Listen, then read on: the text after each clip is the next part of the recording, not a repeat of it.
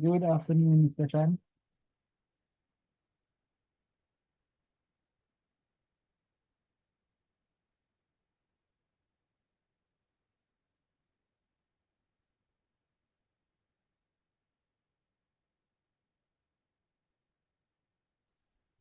Hi, Andre. Good night. You're saying something? I said good afternoon. I didn't want to be rude Sure. this time. Okay, no problem. Thanks, sir. Good evening to you. Yeah, I'll just wait until the others join. Soon come, right? not a problem, not a All right, cool.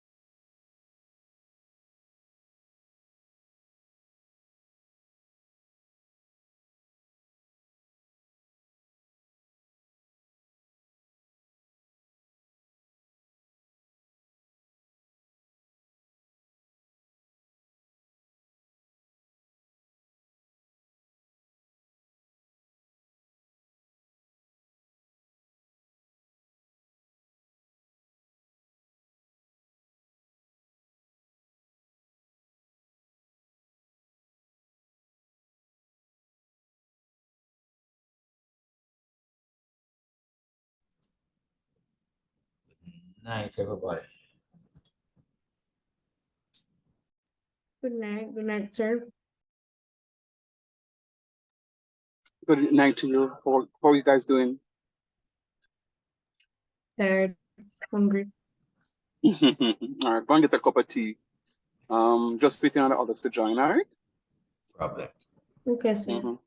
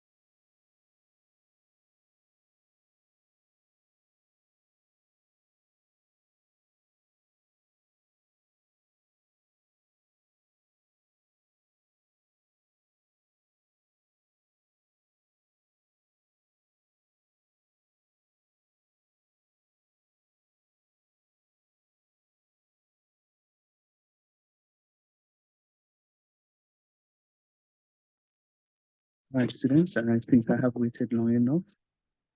I'm on a scene 3, 4, 5 of you, but I think I need to begin. Just allow me to get this sharing device going so that I can start sharing the document. Give me 2 minutes, please.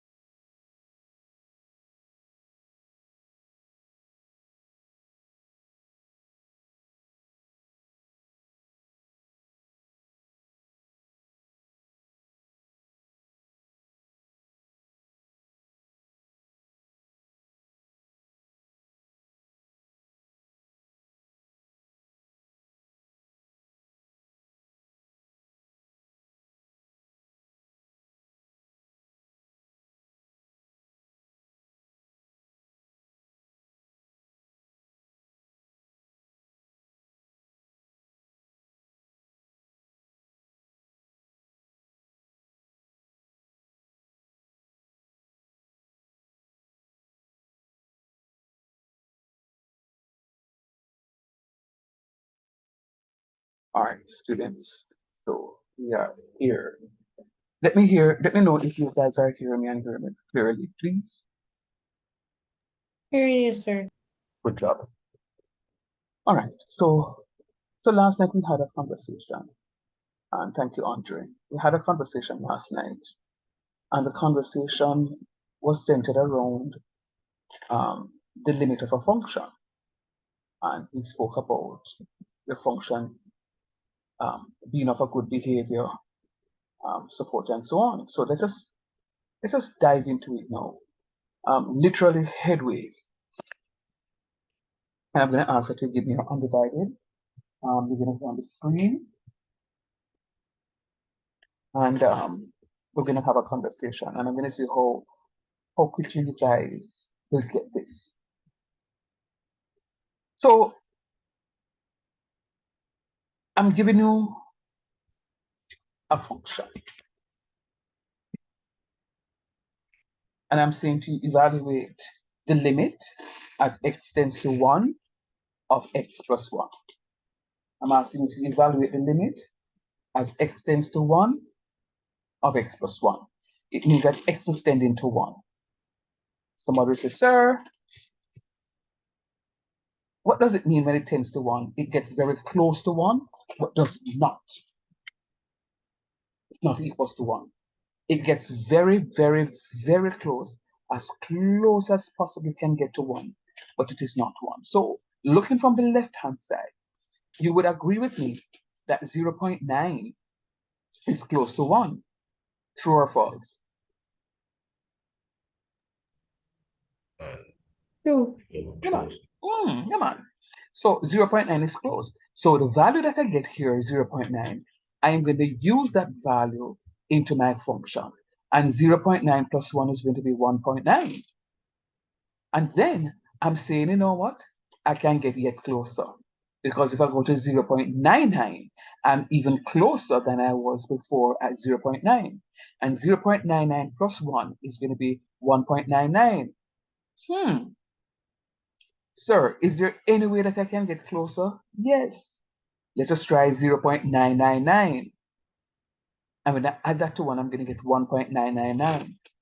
Sir, I'm seeing a trend.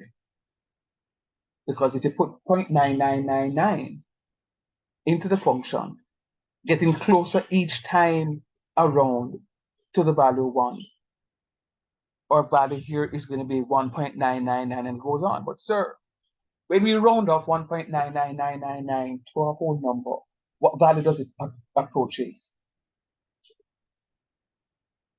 2. 2. Very good. So it approaches 2. So we know that the limit approaches 2 from the left-hand side. We now need to investigate what happens when the limit approaches from the right-hand side. But from the right-hand side, a value that is close to 1, of course, you will know that it has to be a value that is bigger than 1. So it's going to be 1.1. So if we say 1.1 is close to 1, and we substitute 1.1 into the function, we're going to get 1.1 plus 1 is 2.1. Can everybody see that? Who I got this 2.1? Yes, sir. Yeah, man. All right. Good, good. Is there anybody in the class not seeing how I got the 2.1? All right. And then Mr. a valid. Go ahead, please. The x arrow to 1. What's the term that you use? X is approaching 1. Oh, So the limit as x tends to 1 or 10 to 1. tends to 1 or approaches 1. Yeah. It is tending to or approaching.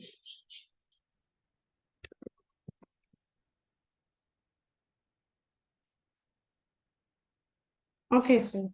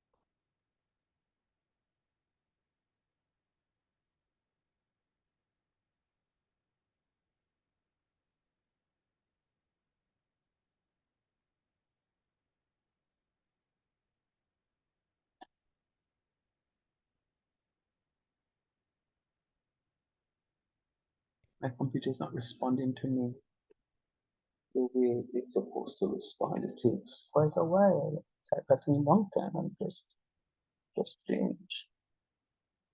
All right. So this is red. Evaluate the limit as x tends to 1.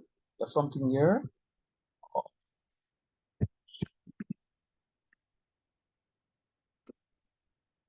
Or approaches to 1 of the function x plus 1. Right? Does that make it a little clearer for you? Yes, sir. Good job.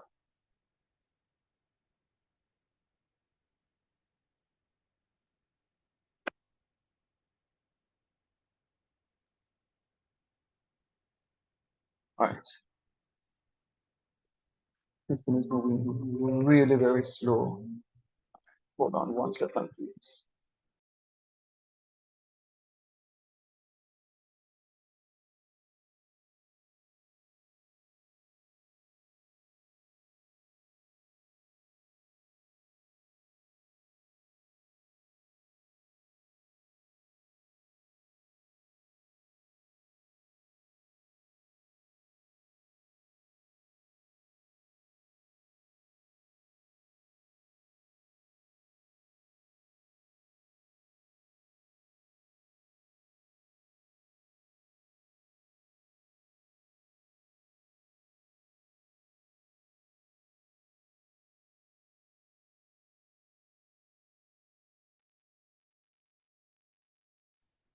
All right, so it is read, evaluate the limit as x tends to 1 of the function x plus 1, or we could say as x approaches 1. Or x approaches 1. Much of the same.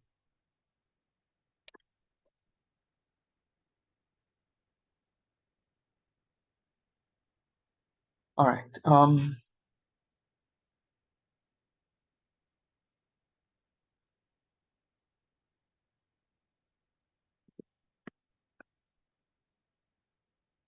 All right.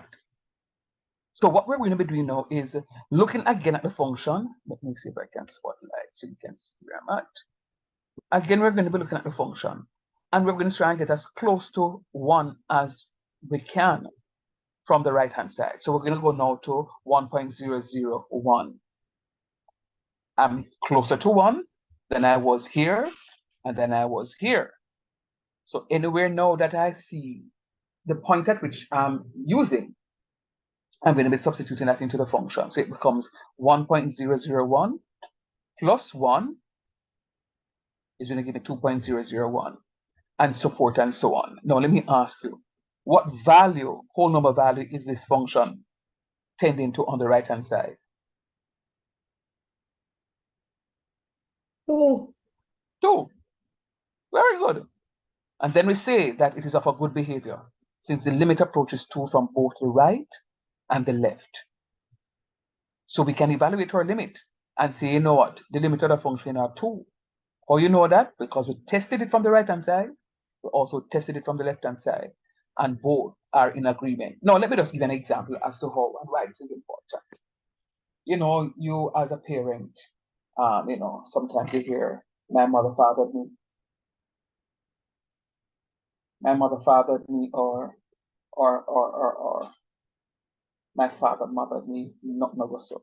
A father can mother a child, a father is a father, and a mother is a mother. So guess what is going to happen? So a child comes to you and say, Daddy, may I go to the party, please? Sure. Child is going, getting ready to go to the party. Mommy says, where are you going? Oh, I'm going to a party. No, you're not going to the party. But daddy says, yes, no, you're not going to the party.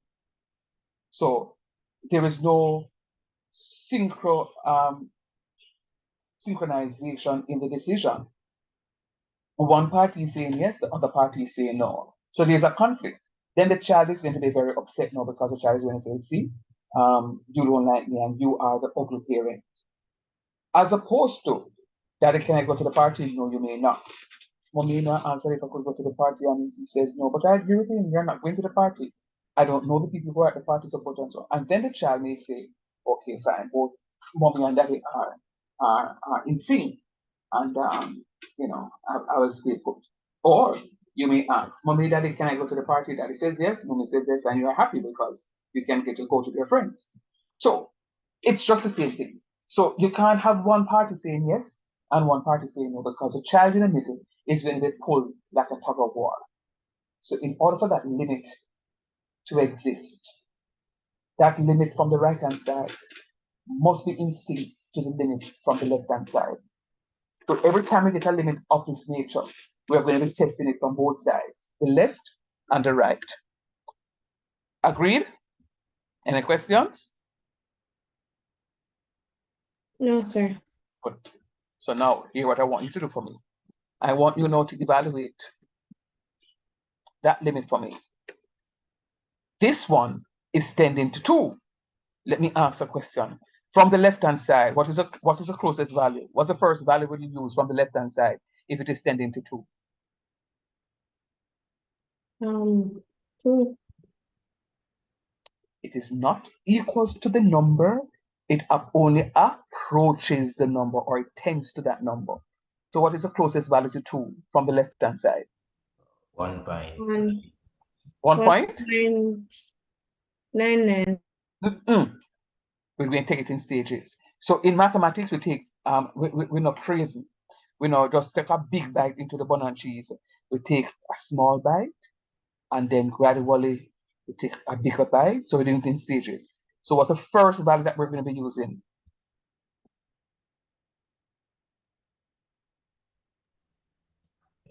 1.9.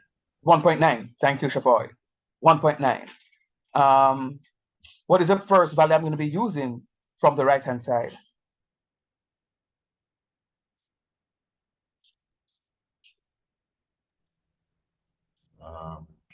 2.1. All right, good, Papa. Good, Papa. Good, Papa. You get it. Do this for me. I'm going to give you 3 minutes, and I'm going to call upon somebody. You don't know who I'm going to call upon? I'm just going to call upon someone. This is one of the things I didn't say. As I told you, I will come through with a little bit more housekeeping as I go along. I am not here to embarrass anyone. Me alone can laugh. So when I call upon you, it's not to embarrass you, it's to see how much you're understanding in the short space of time, so that I can help to maybe find another way to do the explanation. So what I want to do now, I'm going to give you several questions because we're going to be going through quite a number of these things tonight. But I want all of you to try it, and randomly I'll call upon somebody, and then you, the class, will tell me if this person is correct. All right? So 3 minutes, starting now.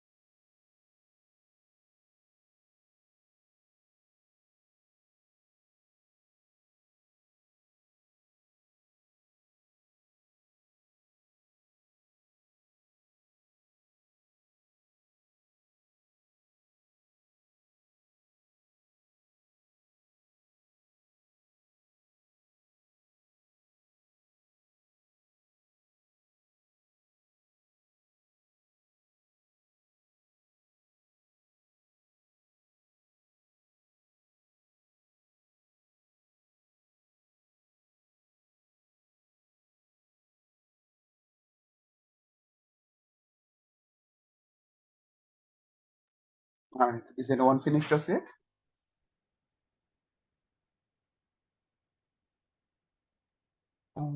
Sorry, question before we start answering.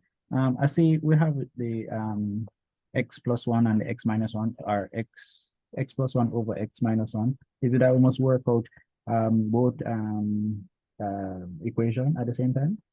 And then Not divide, equation, but the numerator and the denominator. yeah. Yeah, man. So the function is something that is rational.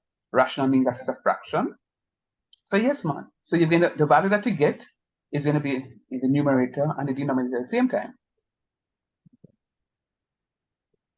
So what I'm saying to you, Shavoy says 1.9. It will be 1.9 plus 1 over 1.9 minus 1. And then evaluate that what that works out to be. Yeah. You follow what I'm saying, Dre? Yeah, man. I'm at the end part where for the first part I'm getting essentially 2.9 over 0.9, which works out to be 3.2222 something. Okay, good job. So let me give you another couple of minutes to just finish off that, because I want to see how best you can translate what it is that I've said in attempting this question. So I'm here. I give you another 2 minutes.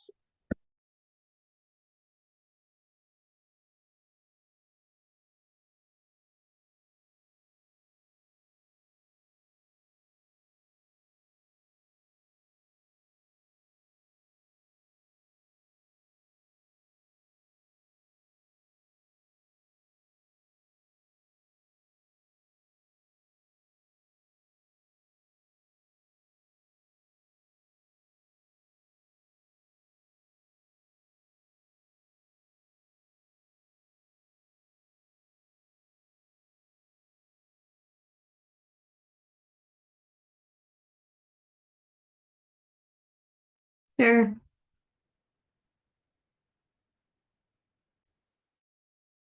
Yes, please.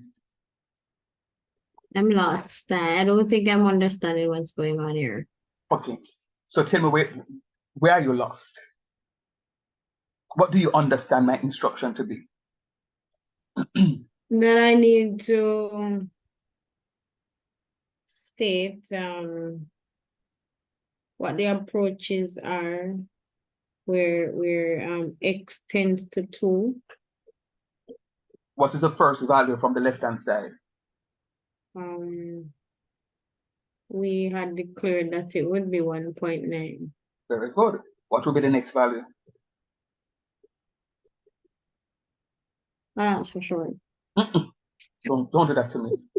Think about it. If we're declaring that the first value is 1.9, what is the declaration of the second value? 1.99. Duh. And what's the third one?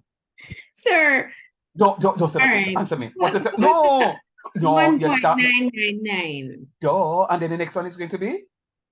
The 49. No, cut it short. Tell me what it is. 1.9999. Very good. You see, it's not difficult to know. However, looking at the example above, 0.9 equal 1.9. When I write 1.9, I don't know what it's about. I'm not sure what it's supposed to equate to.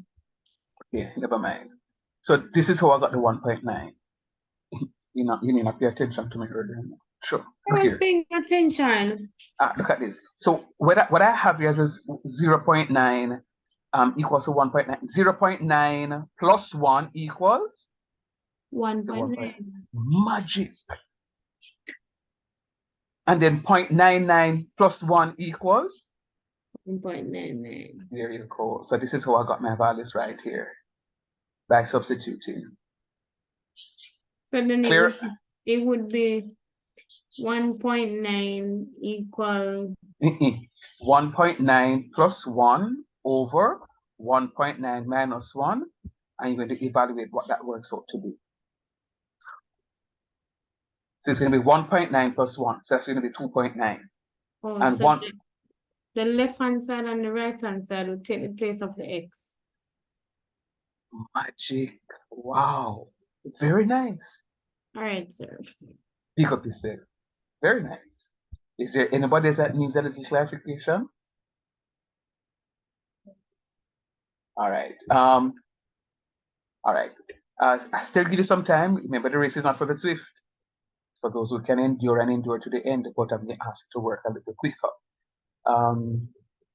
To start with, please continue working rather.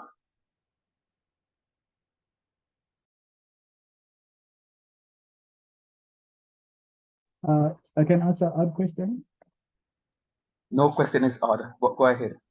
All right, so each time we'll get equation, it will always be something like, if it is, that is, tends to 3, it will always be like 2.9. It will always be 0.99 or 0.9 something, right?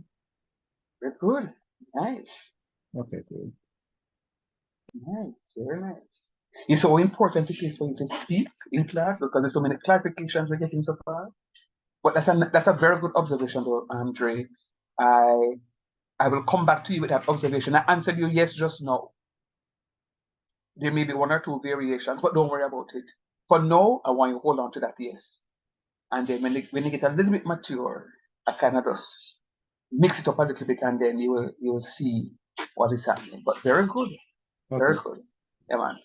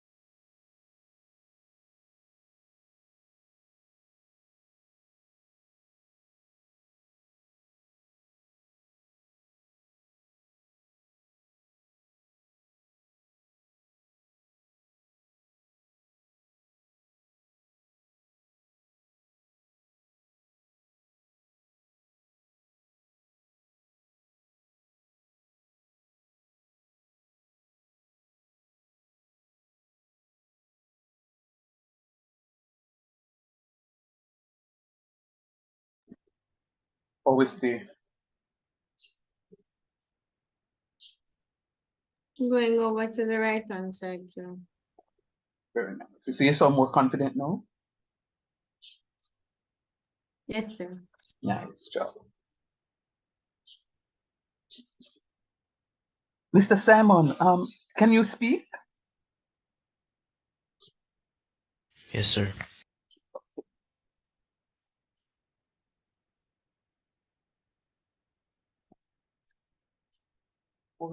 Let me ask you a question, guys. Forgive me, I know you're working. Is us 4 of you in the class?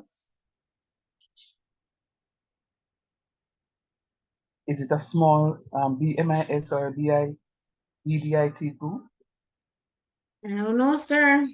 You don't have any other classes yet? Well, for the other classes, it's also a small turnout. Which do you have any class with just the BDIT or the BMIS students alone, maybe like a programming class? I'm not talking about a general ed No, course. not yet. We It's have okay. PHP, but I don't remember off the top of my head how Yeah, much. man, but PHP is on alone, the PHP. How much Yeah, it but I cost? don't remember off the top. Boy, how much of us are in that class? I don't remember. But it's a small amount as well. Maybe about 6. About 6. Okay, all right. Well, hooray for 6. It means we're going to get 6 A's. So.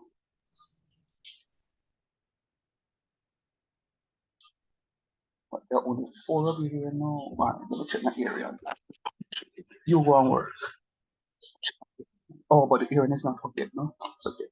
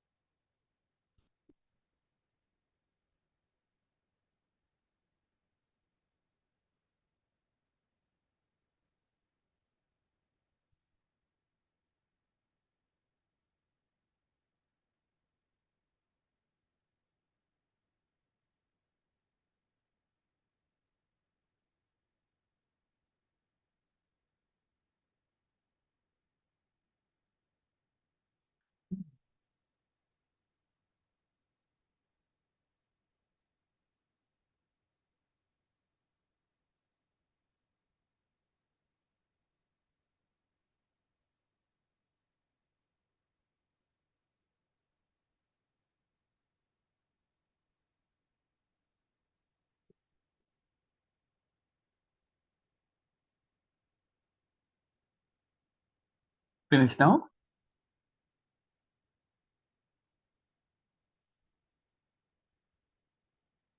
Not yet, sir. Almost.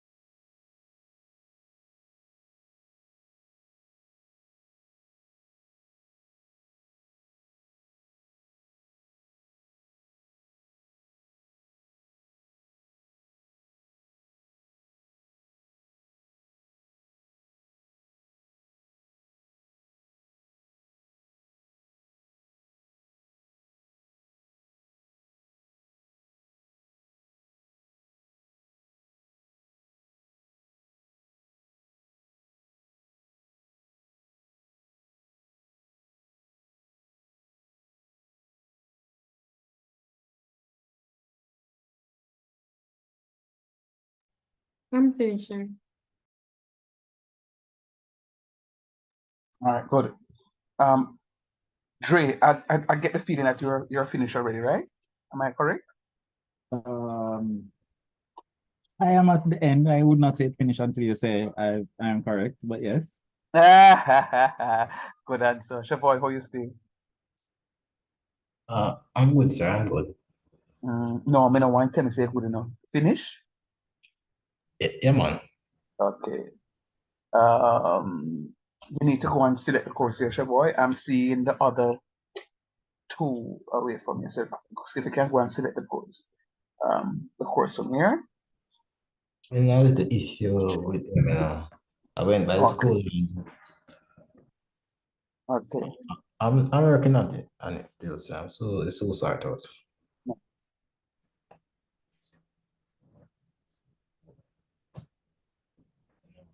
I need to ask, you have a sister named Shavani?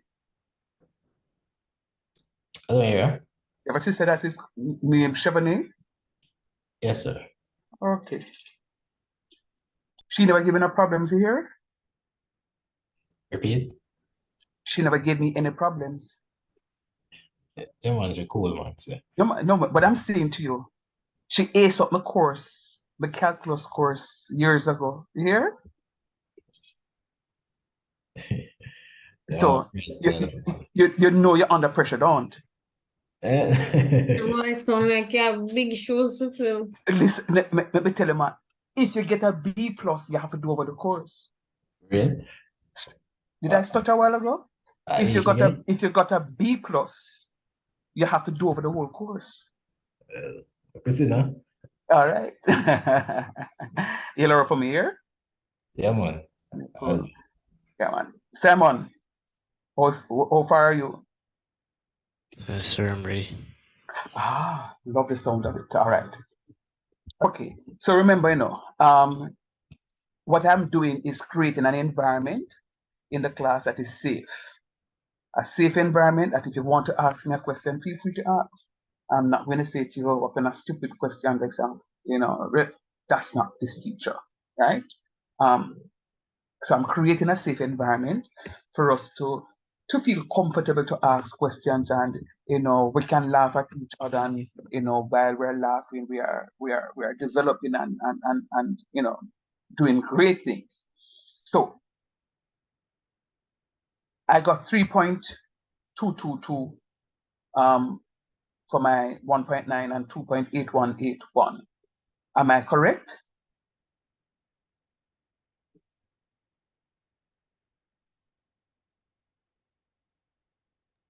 Yes. Okay. Just one person say yes or no? Hold on, sir. Repeat again. No, Sir, look I at this. only have 1, 2. I only have 3.2. Okay. So I'm going to address that. Okay. Thank you for talking to me about that one. So look at the screenshot, boy, and tell me what to see. When I evaluate my 1.9, I'm getting 3.222. And then I get 2.8181.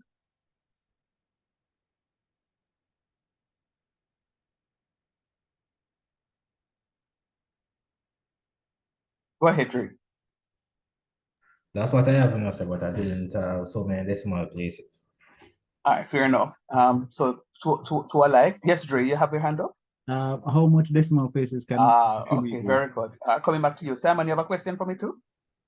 No, sir, it's the same decimal place I have. Only have 2.81 for the right hand side. Okay, very enough. Very well. Okay, so now, so this is where we're going to be learning some mathematical maturity. So when you look on your calculator, I did not tell you this, so I don't want anybody to say, but sir, you never did tell me that. I know, but I wanted to see exactly what was that. So which is why I covered what it is that I had there. So whenever you're doing your calculation, I'm going to go to a real life example first, and then I'll come back to this example here. So I know many of you would have gone to Western Union or MoneyGram to collect a money transfer before. And when you see that electronic billboard in Western Union, that is, most of the Western Unions have it posted there where they will say, rate of exchange $1 is equivalent to 156.23854,076, and it gives about 20 digits on the board, even though money is only 2 digits. But it gives you that many digits because when you actually put it in a system, the customer is getting the best rate as possible. So when you do your calculation and you see multiple decimal places, as a rule of thumb for this course, you're going to either select 3 decimal places or 4 decimal places. Let me fast track to what Calculus 2 is going to look like. I may not be the lecture for Calculus 2, but let me fast track what Calculus 2 is going to look like. So we'll be doing courses like, areas like Newton-Raphson. Newton-Raphson is going to talk about levels of approximation.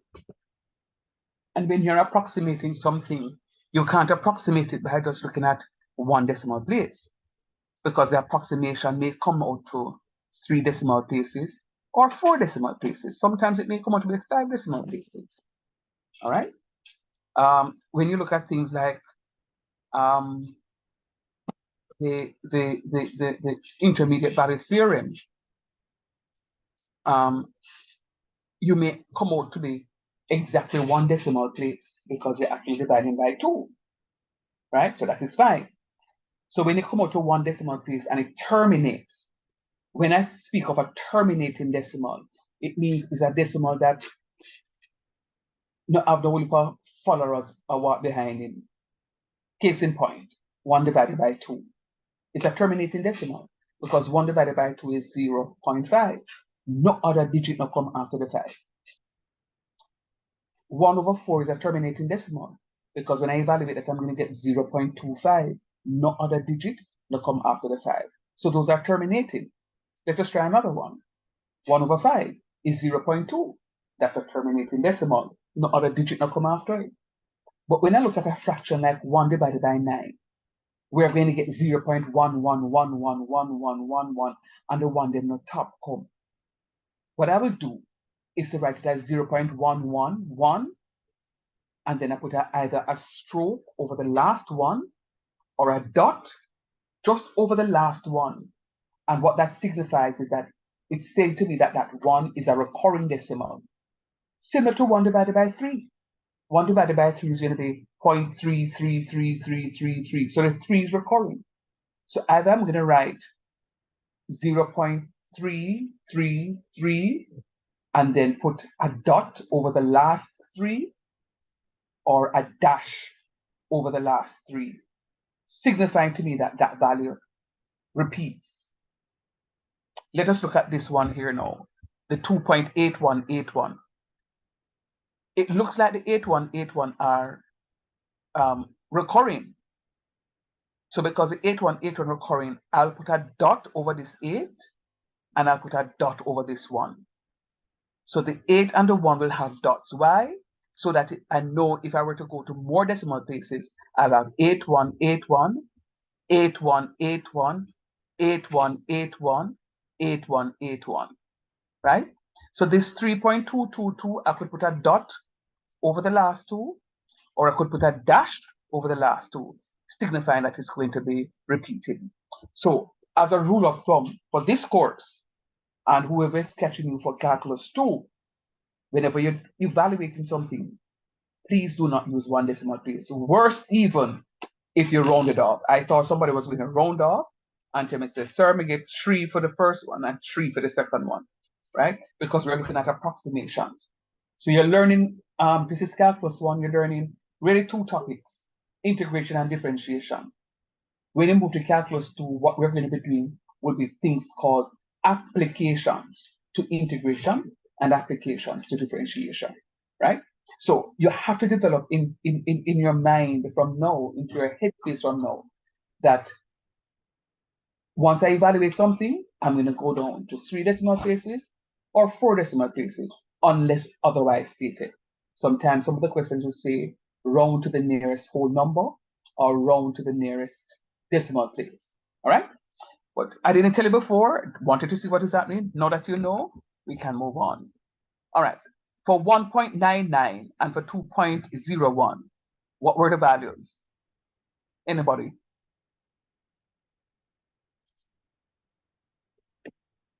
For 1.99, it would be 3.0202. Mm-hmm. And for 2.01, I have 2.980. Very good. Excellent. Excellent. So we have one. Same recording? Not recording, no, but you see, if you notice what I'm doing here, I'm using 4 decimal places. So you look back at your calculation, and trust me, Okay. that 4th digit after the decimal place would be a 1. 1. All right, sir. Yeah, man.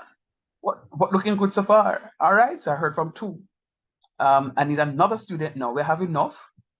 There are 5 of you, 4 of you actually, and I think I went down to 4, so 1 each. Who is taking the next one? 1.999 and 2.001. Speak, please.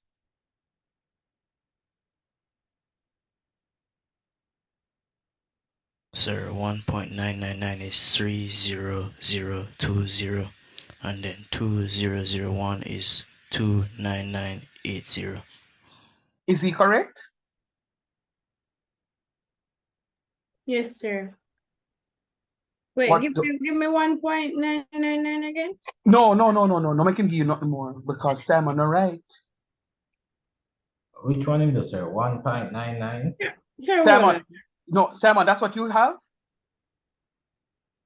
Sir, for 1.999? Mm-hmm. Mm-hmm. Oh, missed out a 0. No. Add 3. No. Let me tell you what I heard you say, and you can listen to the recording. Me here is a 300, you know, put no decimal point in and nothing. You said 2999. I didn't hear not one decimal point. That's why I say you're not right. So you may have the decimal point in the book, but when you were talking to me just now, you never made mention of the decimal point. So look back now, Simon, and tell me if what you have in your book looks anything like what I have. And the rest of you can look at it and tell me if you agree with me. But sir, you have more than 4 decimal places. Yeah, I'm going to explain that. Sir, all you know is that I'm gonna ask. I've been a teacher for many, many years, so I know. Yeah. Simon, talk to teacher. Yeah, I have for it I have 3.0020, and Good then job. I have next one for right hand side is 2.9980. Very good, son. Very good. All right. So what I've done, you see what it is? I put several other decimal points here because the conversation is going to come just like I preempt a while ago. Then, sir, why I use more decimal places here? Really and truly, these decimal places, as Simon says, 2.9980. I can end there because that has been the trend with what it is that I have been doing. Uh-oh. Sir, you speak about a trend. Are you seeing a trend here?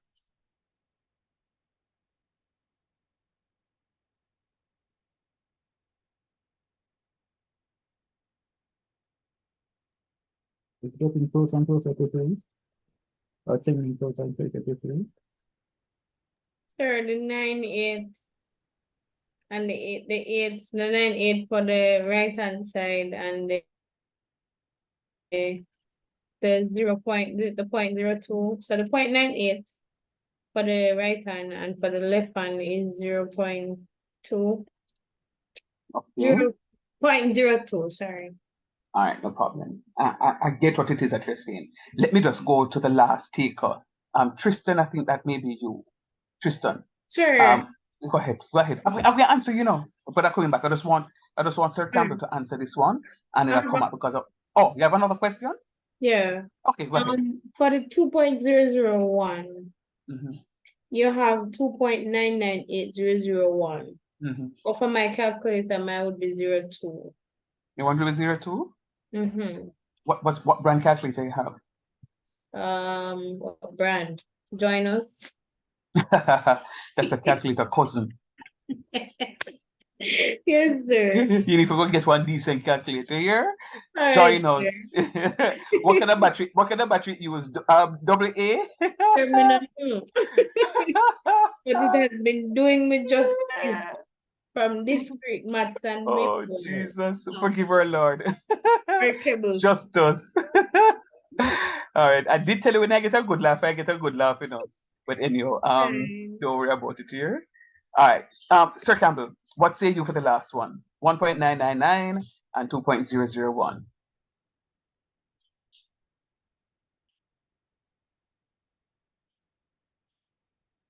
All right, there. So we could just move on. All right. So yes, Dre, I hear you. I hear when you said what you're seeing is that it can be rounded to 3. And I agree with you. Everybody agrees, don't? That the left-hand side is approaching 3, so does the right. True or false? True. Yeah, man. Easy one, too. And then now we can make a statement to say, here the plan. This function is of a good behavior since the limit approaches 3 from the right and from the left.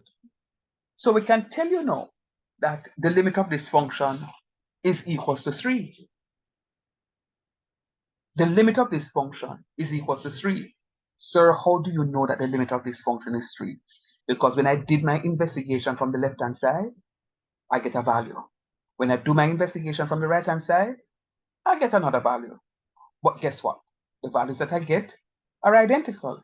So therefore, the function, the limit exists of a good behavior, and the value that approaches from the left and the right, since they are equal, will be the result of the limit itself. Right? So the limit tends to 3. No, it means that 3 is the maximum. It can't pass 3. The limit of this function is 3. And there are so many areas.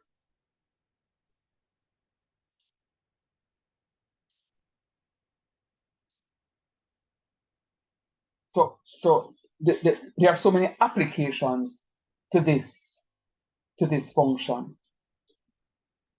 All right. So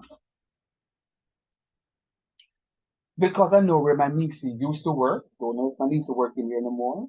But let me just pull an example out of the bat. Say you traveled recently, and the aircraft says to you, I don't want to call them because I want to use an adjective for the whole of them, but then I'm going to be very nice. But let me tell you, it says 40 pounds. And they know that they have a full flight. They have to they know the maximum laden weight of this aircraft. Now, they have to calculate the amount of pounds on this aircraft. So if me decides to get a plan, me have good money, and I'm going to pay for 6 pieces of luggage at, say, $70 each. And somebody look and say, "Love, why have enough money? Look how much money my people care about them going for suitcase there." Yeah. The aircraft will have to do their calculation to see that if the maximum laden weight of that aircraft is X, you cannot surpass it. Because that aircraft will be on the runway, reaches its maximum speed limit, and the pilot is pushing the throttle in order to lift that aircraft, and the aircraft now will lift up because it is too heavy. In addition to that, if it does lift up, and when it's about to land, because the aircraft is so heavy, chances are you may break something, the nozzle may come down before, whatever the situation is, and you run yourself into serious problems. So which is why it's very important.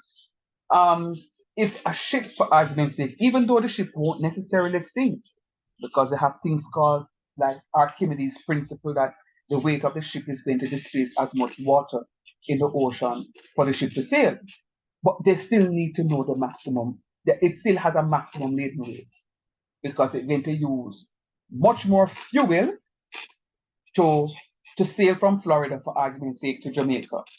And if it is too heavy, it means that you're going to run out of fuel at some point traveling from Florida to Jamaica. And you don't want a buildup of your cargo because that's not good business.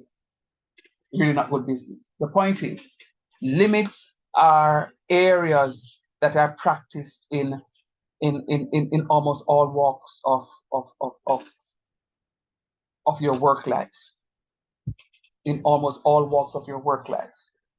If you are a dumper truck person, you carry sand and cement, you will have to make sure that you can't carry more than what you're supposed to carry, or else that truck not going to be able to climb Mount Russell. Not going to be able to climb Mount Russell because it's just way too heavy. You get the point I'm making? Go ahead, Mumi. Sir, I see you have where it says that it is of a good behavior because the limit approaches 3. But when we look at the digits from the left-hand side, it's 3 plus. Is it the case- 3.0002. Right. So is it the case where because it has not reached 3.5 5. per se, Very good. it remains a good behavior? What then? I guess that would answer my question of what would determine the bad behavior. When it is, When it if this, exceeds half. no, a bad behavior would be, what if this worked out to be 3.5? 3.5 when you round off is going to be 4. Right. So the side will go be 4, the side will go be 3. 4 and 3 not equal. Unbalanced. Yeah. So this is of a bad behavior. And that's exactly what I'm talking about. So when you look at the truck itself, it is going to be unbalanced. So it means when when the truck So turns, it might break the spring. absolutely, the struts are something. And when the truck turn left, chances are it may turn over because the left-hand side has more than it. Or the truck turns right, it may turn over because it's not balanced. Right? So just think of those guys when they're packing a container. They have to make sure that it is balanced. They have to make sure that it is balanced at some point. Right? Because you don't want any toppling over of things happening. Right? Okay.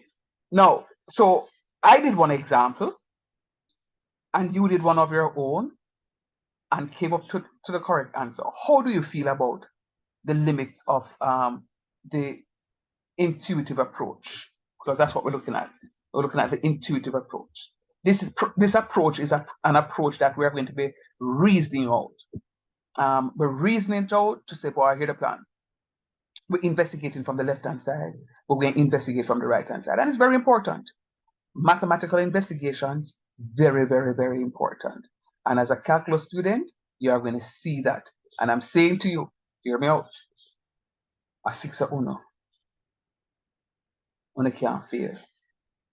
Because the prerequisite for calculus 2 is calculus 1. And if you fail calculus 1, you can't move on to 2. Calculus 1 is really foundational. I am building the information. Calculus 2 is where it is that we're going to be doing the application. So calculus needs more application than anything else. And that's why some students prefer calculus 1 over calculus 2. But if you get a good grade in calculus 1, you will be fine for calculus 2. All right? Okay. So I'm feeling a little comfortable, but I want you to do a do now for me. I want you to do a do now for me. And that's your do now in 3 minutes. All right, let me give you 5. On your mark, get set, go.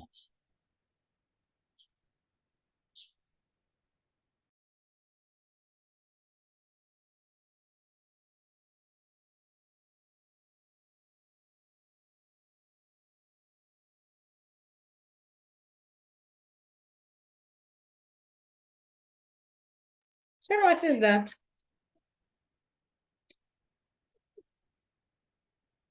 Sir, what does it say? What does it tends to? 8? Infinity. Infinity, very good. Infinity. Sir. So, all right, let us have a conversation. Let us have a conversation. We don't make you so nervous and not sure. We'll have a conversation. What does infinity mean? Can't even draw the sign. what is infinity? No end. That no end on. Yes, I never. Sure. All right. So what I'm going to ask you to do, and I'm walking through an exercise here. Okay. Is when you have a rational function, and a rational function, as I said earlier in class, is a function that has a numerator and a denominator. When you have a rational number, 10, for argument's sake, can be an infinitely large number. So we are talking about. Okay. That's what we'll show you.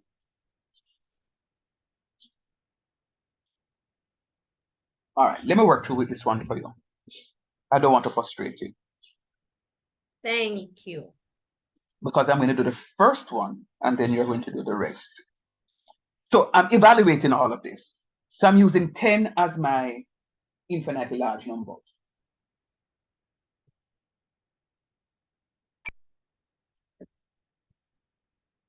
I'm saying I'm going to be using 10 as my infinitely large number. Then, sir, what if I had used 5? Not a problem. It will still come back out to me. The truth is,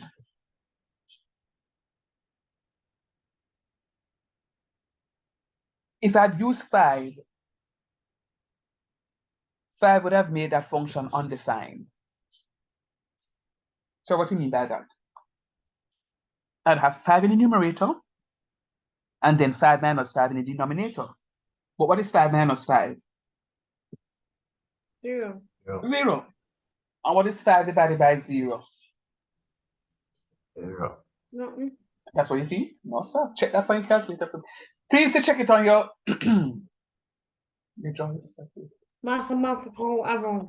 Uh-huh. Sir, your sister Magina that I keep doing. Mathematical. Mathematical error.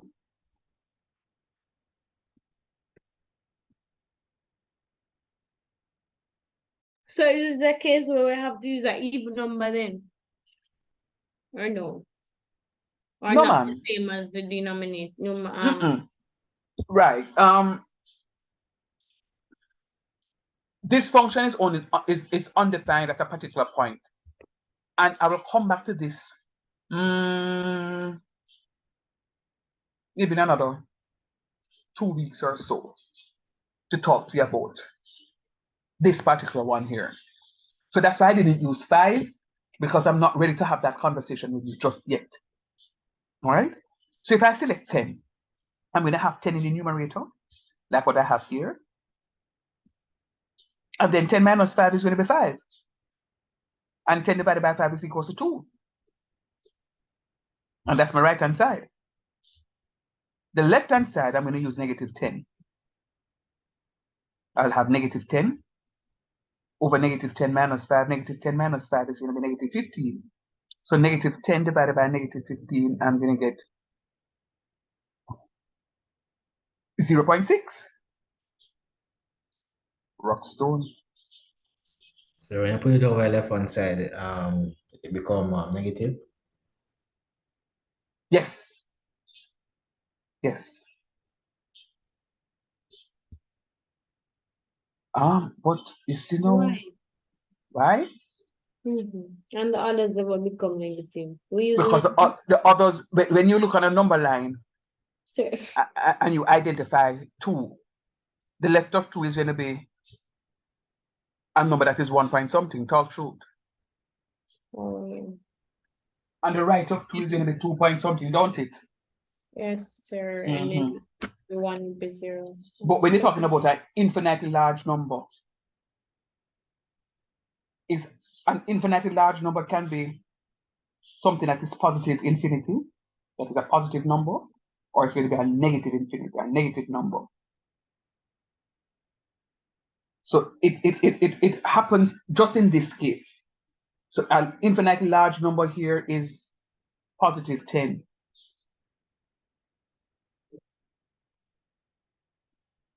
From the right, and then from the left is going to be negative 10. But it's still a large number, but it's just a negative number. All right?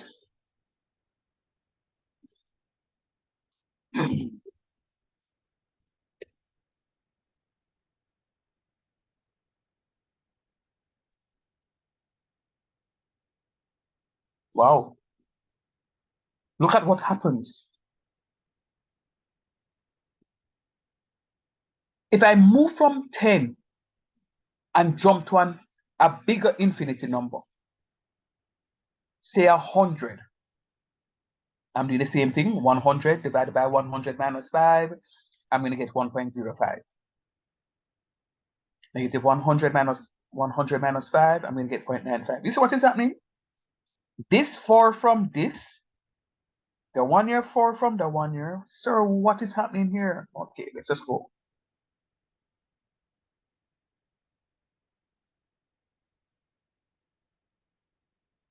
Hmm.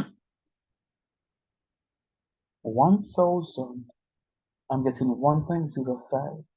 And negative 1,000, I'm getting 0.995. But sir, something looking like it working out, because if I have to round off this one, I'm going to get 1. And if I also round off this one, I get 1. You know what? I'm going to try one more. 10,000. 1.005 and 0.9995. More good enough.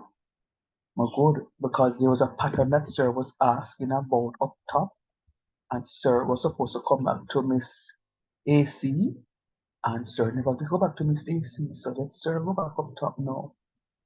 Ask Miss AC. And I was right here, so look to tell me if you see a pattern working itself through right there. So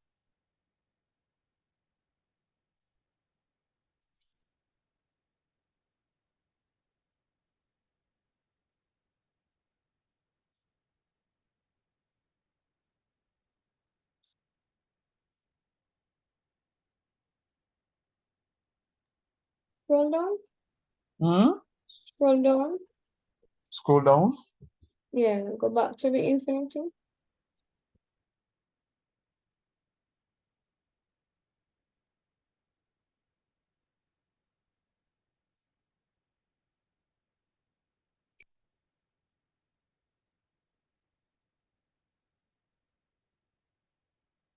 Yeah, scroll back. Scroll back, sorry. Go back up to the top.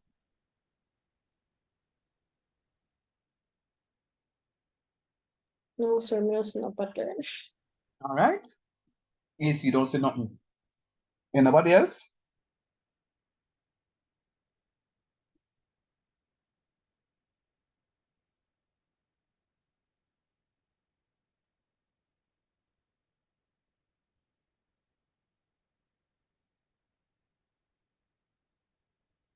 Talk to me. All right, sir. With the addition of a 9, that's where a 0 is placed after this decimal point on the left hand side. So each time you add a 9, an extra 0 is inserted to the left hand side. Mm-hmm. And over on the right hand side, we now have a 0, like 0.01. Mm-hmm. After the decimal point is a 9. When you go 2.001, you get a 9, you get a double 9. So each 0 give you a 9. Very good observation, Sheffy. 293039. Very good observation, Pops. Very good observation. So what he's saying is, if you look here, you see 0, 2, 0. Here, so you see an addition of another 0 here and another 0 that is added here to get this. And that's one other reason why I put more than the 4 decimal places here. When you jump from here to here, I have 2 decimal 2 zeros with after the decimal places. Now I move to 3 zeros. And I can guarantee that if I go further, I'm going to have 0, 0, and another 0 following this one. Over here, you see I have 0.9801. I'm going to have 0.998001. Here, so I'm adding another 9. So this is 1 9, it's 2 9s, this is 3 9s. This is 801, this is 8001, this is going to be 8000. What number do you think will come after now? What, 1? Very good, Chevy. Very good. So I'm going to say this to you. So mathematics is the studying of patterns, and you need to be able to see a pattern when you see the pattern, and especially when you move to calculus 2. Yeah, it'll go a whole heap of patterns you're going to look for. Whole heap of patterns. So let us jump to this very cute little question that we're looking at now.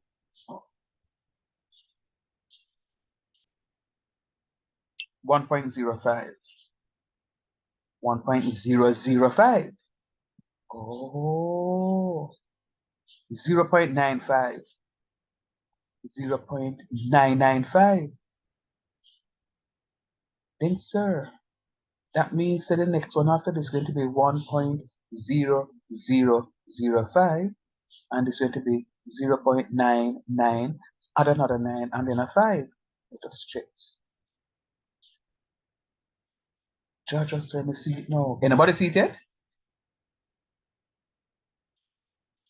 No, sir. So, whenever you're doing these questions, always look for some pattern, because you see a pattern generating, you can almost hypothesize that your answer before you even get it. So when you do the question and you don't get the answer that you are hypothesizing, so chances are you do a calculation wrong. But if you do the question, if you do the calculation and it come out to what it is that you hypothesize, you can say, yeah, mom, I'm right. And this builds confidence in a class or in an exam. All right? Now, what is work out to be? This 10 to what? Left hand side 10 to what? And the right hand side 10 to what?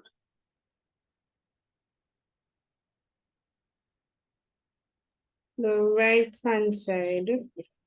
Just the left of the right thing. The left hand side tends to take on the 0. And the right hand takes on the 9. What number? What Right. answer? What answer it tends to? This function tends to what? When you round off, what number you get? 1. 1, yeah. And when you round off on the right hand side, what you get? Further from the 1. Tell me when you round it off, AC, what you get?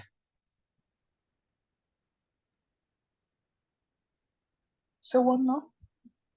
1, sir. Yeah. So when you round off 1.005, that value works out to be 1. All right? So I'm going to walk you through an exercise, because there was another question. What I heard was, then, all you know is that 10, sir, is an infinitely larger. Because, sir, really and truly, $10 is no big money. 10 pounds is no big money. So I can get 1,000 pounds, I can get 100,000, I can get 1,000,000. But you see, in some things, in some respects, 10 can be an infinitely large number, as you would have seen in this case.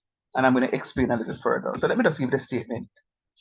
The statement says, we can say it's of a good behavior since the limit approaches 1 from the left and from the right. All right? So, okay, so my explanation for that is not there just yet. So technically what it is that I'm going to come back to this one and hold me accountable for coming back or to come back like that. So I'm not going to give you any more examples just now on the intuitive approach, because I want to look at the calculations method or the algebraic approach, so that as you go along you can see what was happening or what is happening or what happened with the intuitive approach that we did. And hear me out. So when I want exam and them say evaluate the limit, I don't want nobody use the intuitive approach. All right? None of you. If the question says by using the intuitive approach, then you have no choice. You are going to be using the intuitive approach. But if the question never asks about no intuitive approach, try don't be inquisitive to go do the intuitive approach, because the intuitive approach is a little longer than the calculations method, as you will see in a few minutes. So what I want you to do is to have an appreciation of both. And then the question is when you come and say, then sir, if you don't want to use the intuitive approach in the exam, why teach it? Very good questions. Because sometimes some people, they're very mischievous and they can write a question like this. By using the intuitive approach, evaluate whether man them do actually say any other method they use, whether or not the question right or wrong, you're going to get it wrong because you didn't follow their instructions. But that's sir, that no matter, because once you get the answer, that should be fine. Okay. If I go to a restaurant and order fricassee chicken, the man them can't carry curry chicken from me. But the end product is that I will have two delicious tasting chickens. But I ordered one thing and you gave me something else. No, I don't want it. Or better yet, somebody may say, I need a barbie fry, leg and rib. But you put breast in my plate. And I said, but sir, they told them the breast and the wing and the leg and everything fried with the same eye. No, but I have a preference. I have a preference. So it means that I'm going to hand it back to you because you didn't follow my instructions. All right? So that's what it is. So if the man them said to you, use the intuitive approach, you have to go stick to that.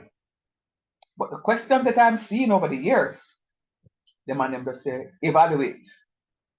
So if them say evaluate, use the algebraic approach from in Jesus' name. And or the calculations method, which is one of the two. All right? And if you follow those instructions, I guarantee you, you'll be good to go. I guarantee you, you'll be good to go. Okay. So let us go. So I have three examples here for the algebraic approach. And I have done the question as I normally do. You see my handouts. You know, when I generate questions and then put the solution there, because sometimes some students are not seeing it immediately in class. And as a result of that, I want when they are, you know, studying and doing the work on their own, they can actually attempt the question and see whether or not they are correct. So let me just give a quick explanation to the calculation. By the way, anybody bored yet? Are you learning? Are you feeling comfortable? Learning, sir. I'm tired. Tired but learning, don't? Yes, sir. Mhm. And yes, sir, I'm watching the time. I know you would. And you Before see, you, go ahead. sorry, before you continue, just a quick question. Is it a case where when you finish answering the question, you must put that statement there, which Yeah, said man. we say that it is a good behavior. That statement must appear at the end of each answer. Yes. And yes. So you're saying that if it is that we don't put it, the answer may be considered incomplete. It will be incomplete, yeah. And I like that question, Papa. I'm going to tell you why. Because I'm only building now on an area. When I move into the actual questions, so you see how it is that I need to make my my mathematical statement. Very important. When you carry a car to be validated, there's something that says remark. So they say condition of the tires, 100%, condition of this, 100%, roadworthy, 95%. And that's what the insurance is going to be looking at. To say, yes, your car is in this good condition. Before the insurance company will look at that. That's what the valuators are going to be looking at to say, okay, I'm going to price a car now. Because clearly you just buy tires. So the whole 4 tires, them in excellent condition. I get 100% fit each. The upkeep of the car, the wipers, where this, that work. I get to say, the plan, the car's in a good condition, but the car old. So the money will say, well, the best price on this car is X amount.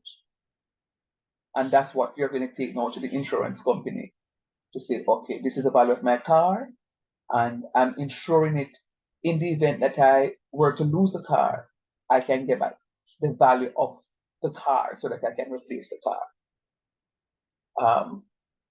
So your statements will be very important in all that you're doing there. You have to put your statements. But I'm going to come to that. I'm going to come to that because this statement business is going to come back to haunt us. One of the things I recognize with some students, again, because they are not accustomed to writing these mathematical statements, it becomes very difficult for them. But don't worry about it. Fret not. All right, let's go.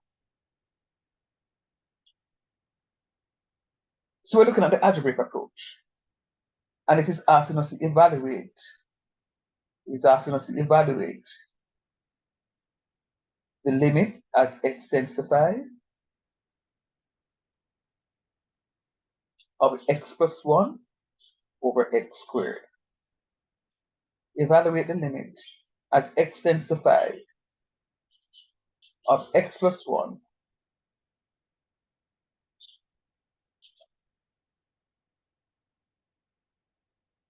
over x squared.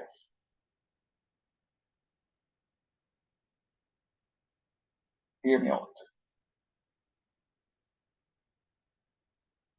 For this approach, we are going to assume that the value of x is equal to 5. We're going to assume that the value of x is equal to 5.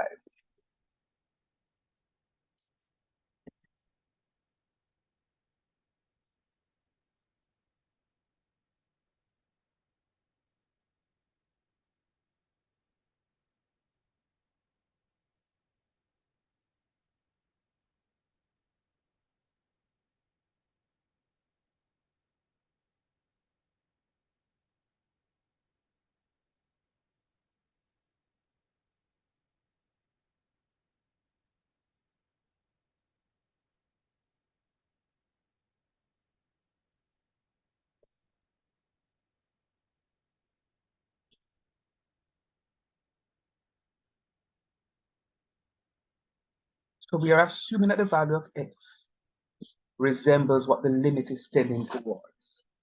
So the limit is tending towards 5. We're going to assume that the value of x is 5. Let us go. 5 plus 1 equals 6, and 5 squares equals. 25. So that limit tends to 6 over 25. Where is the sir? Hold on. I soon respond to that.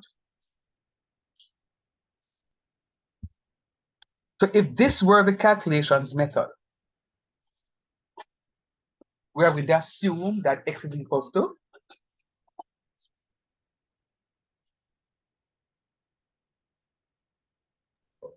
1. 1. Very good. So let us check. 1 plus 1 equals 2, and the limit approaches 2. Similarly, we are assuming that x is equals to 2, 2 plus 1 equals 3, 2 minus 1 equals 1, 3 divided by 1 equals 3. that limit approaches 3. All right. We're assuming that x equals infinity. We now do that because I think something that. But you can do it. Give me an infinitely large number. Say 1,000,000. Put 1,000,000, 1,000,000 divided by 1,000,000 minus 5 and tell me what you get.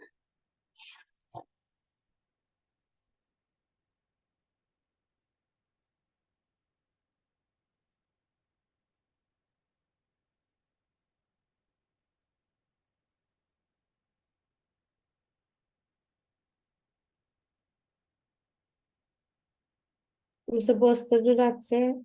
Oh yeah, it's in here for pretty looks alone. Yes. I'm waiting on him to tell me the answer. Supposed to do 1 million minus 5. 1 million divided by 1 million 999. minus 5. Huh? Oh, you're supposed to do the divide aspect. All right, sir. Yeah.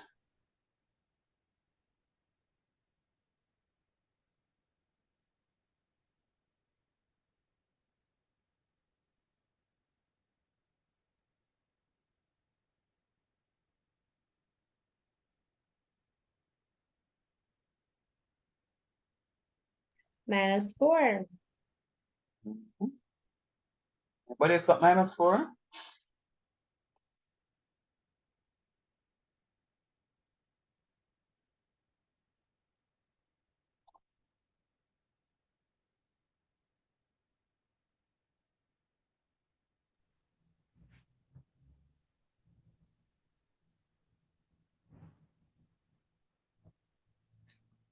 Sorry, I said 1 million divided by Divided 1 by minus 5. 1 million minus 5. How much we get? We get 1.000005. That's what I would expect. So this is the first strike that the calculator now work. Sir, you're hot for me calculate. No, but I mean, you notice what I said? I didn't say that you're wrong. I just asked somebody else to check for me.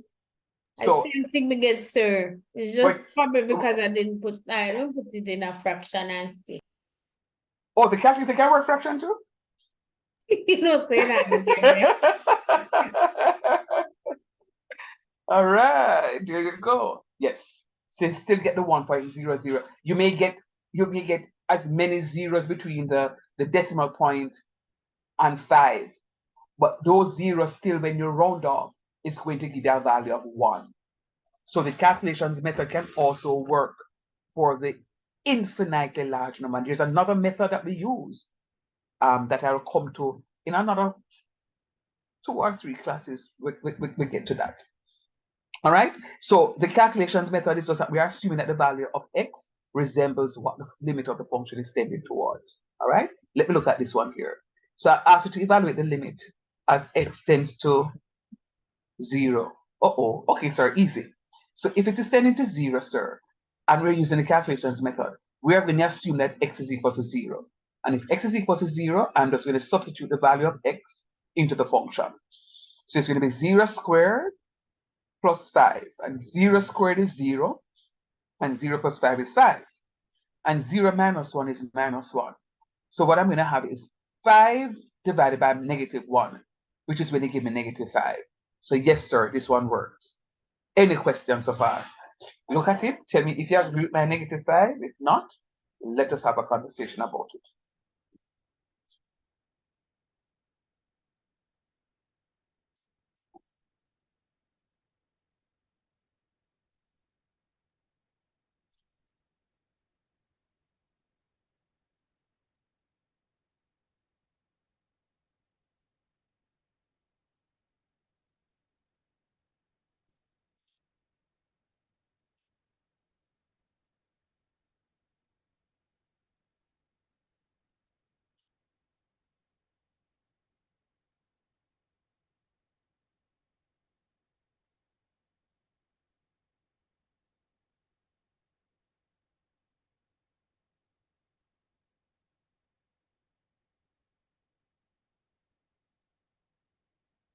So no time to talk to me.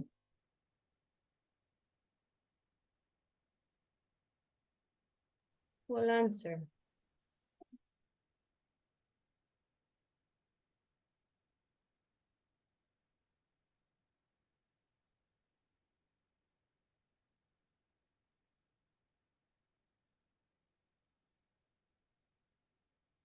So why get a minus 5? 0, I substitute 0 into that function.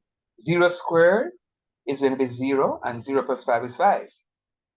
Okay, sir. All right. And then 0 minus 1 is -1. And 5 divided by -1 is -5. Some reason I was still stuck at the 5. Okay, The that's all 5 right. square. Okay, so AC gets that. Is there anybody else in the class that sees that -5 and understands what we're doing here?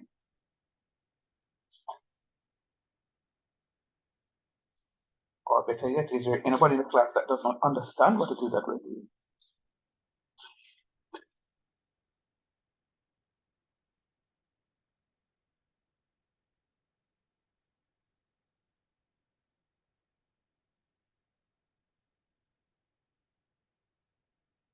Let me caution you.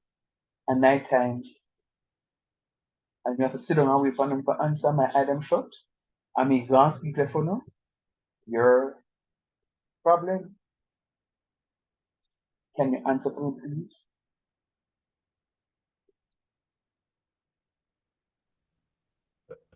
Well, sir, me alright. And figure it out. Okay. All right.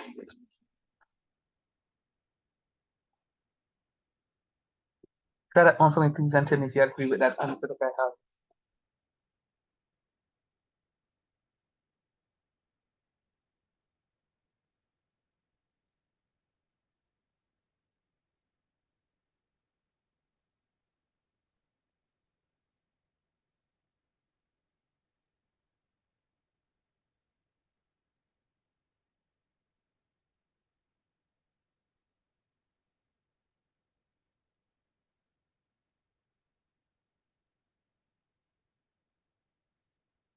No, sir.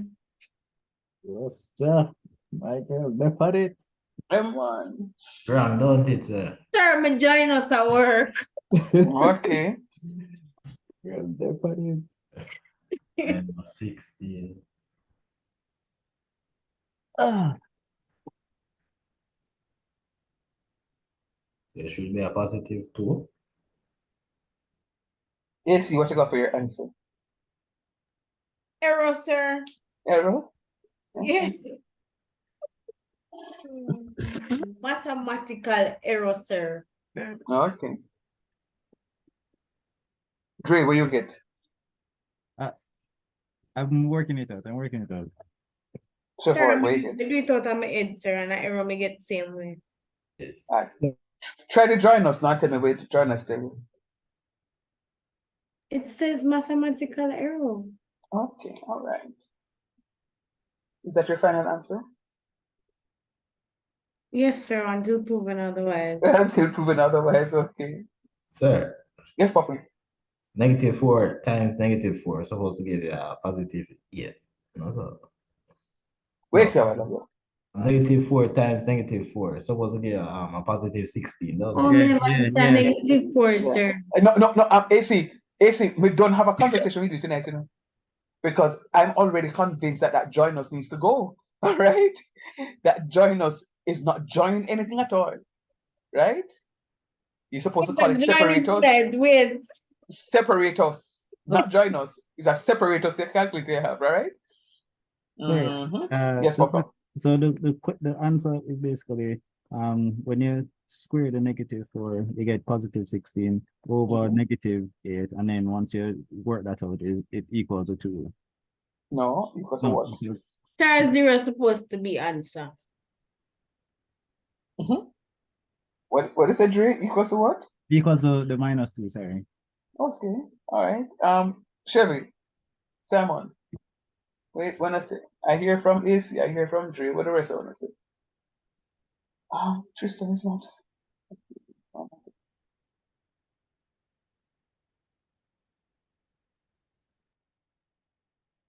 Oh, Madeline is not in class tonight. Did anybody join the WhatsApp group? Because I tried and I still couldn't get on afterwards. Is anybody in the WhatsApp group Sure, all of us are there and waiting on you. waiting on me? All right. Somebody will just have to add me to that WhatsApp group. I don't know how to. It wasn't working for me at all. All right. Send.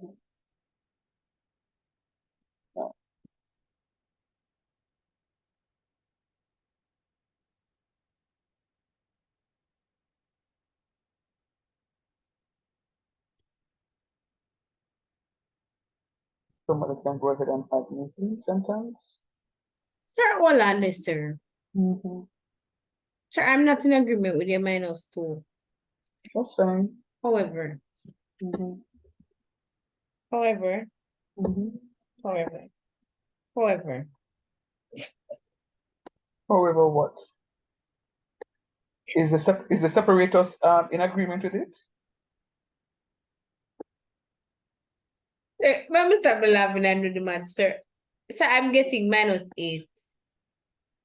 Oh, I don't know. I'm gonna what get is -4 times -4? 16. Positive 16. Excellent. Right. And what is -4 minus 4?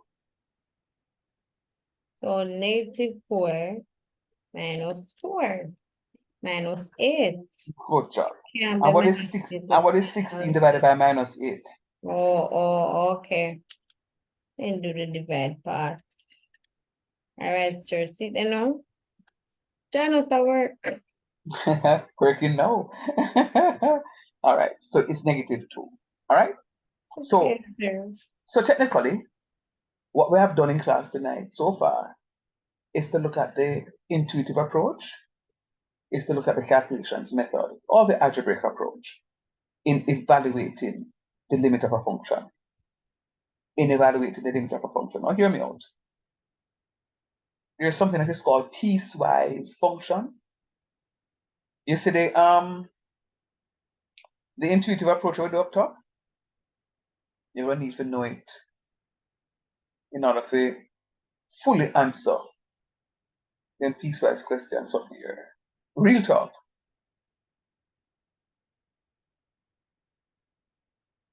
So make sure that you understand the limit of the function. So the piecewise function is them two methods here, the intuitive approach and the algebraic or calculations approach.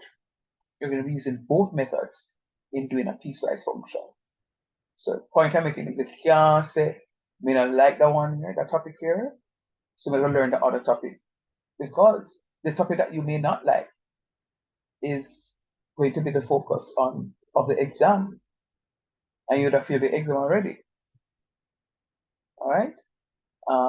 Or the topic that you may not like is going to be embedded in a new area or topic. So which is why I have to put it out of the way so you can understand that, so you can now start using big school stuff. All right? Now, let me see what happens. Final one I'm going to give you, and I want you to try that one for me. It's the limit as x tends to -1 of x plus 1 over x minus 2. The limit as x tends to -1 of x plus 1, x minus 1 over x minus 2. Try and evaluate that for me, please.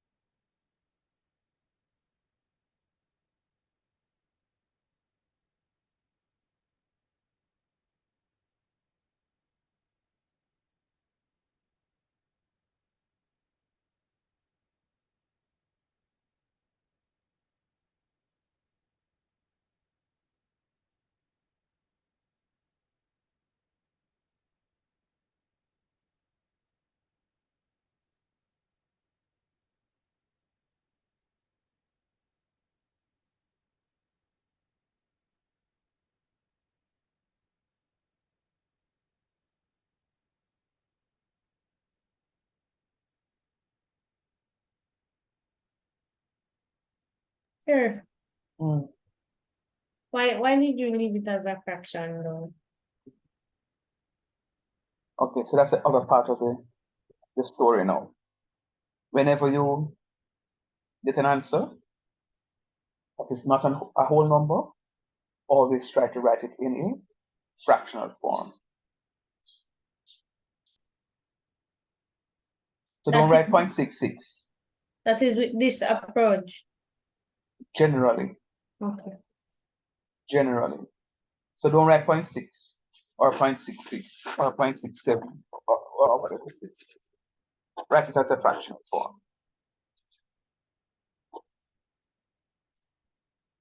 What about the rest of you?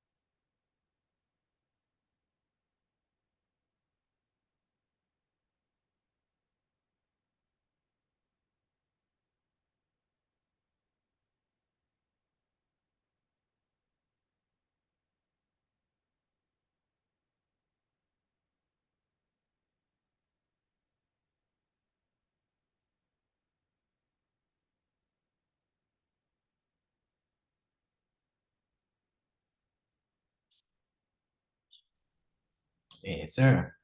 Mm-hmm. What I must do, sir? You step away, go into the bathroom. Yeah, man. No, I just wanted to see if you've got the 2/3, because AC was asking if she had to put it in the decimal form. So I wanted to, I mean, in the fractional form. So I just wanted to see, give you enough time to see if you got the 2/3. Anybody got the 2/3 of the answer? Yes, sir. Good job. Um, Simon, Yes, sir. you got it? Yes, sir. Yes, good job. All right. I'm kind of sensing a little fatigue. But let me just do. I'm coming back to something up top here, as I said before, but I just want to squeeze in this one. And I'm going to squeeze in this one, and when I'm finished with this one, we'll call it an evening, because it is first class, and I just want you to feel it and see how far you can stretch yourself. But we'll soon finish. Bear on with me. So we're going to be looking at something that is indeterminate. We're going to be looking at something that is indeterminate. And an indeterminate form has several faces. It could be 0/0. It could be positive infinity divided by positive infinity. And it also could be negative infinity over negative infinity.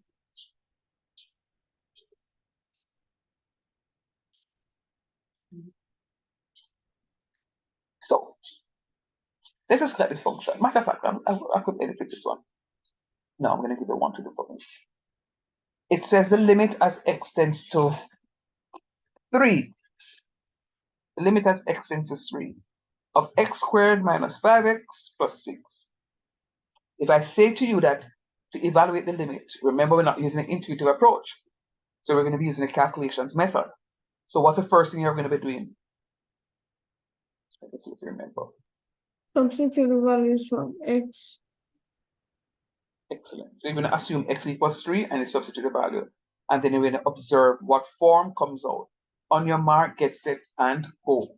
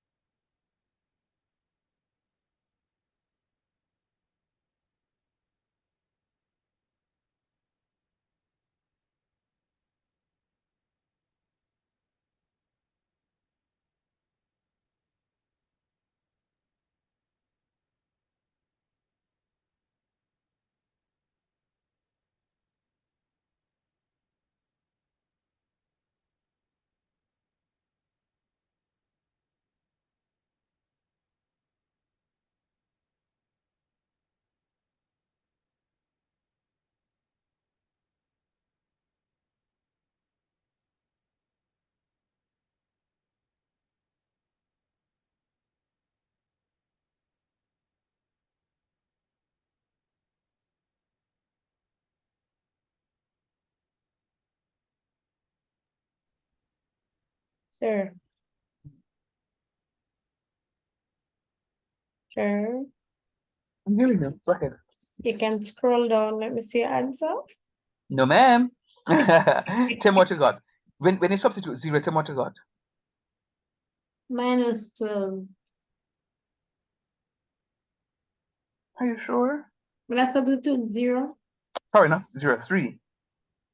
Minus 12. Check again, AC. Okay.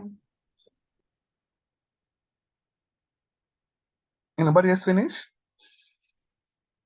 I'm just gonna get a Is it drink. Give me half a second. I'm coming to you, Drew. I'm just gonna get something to drink, please.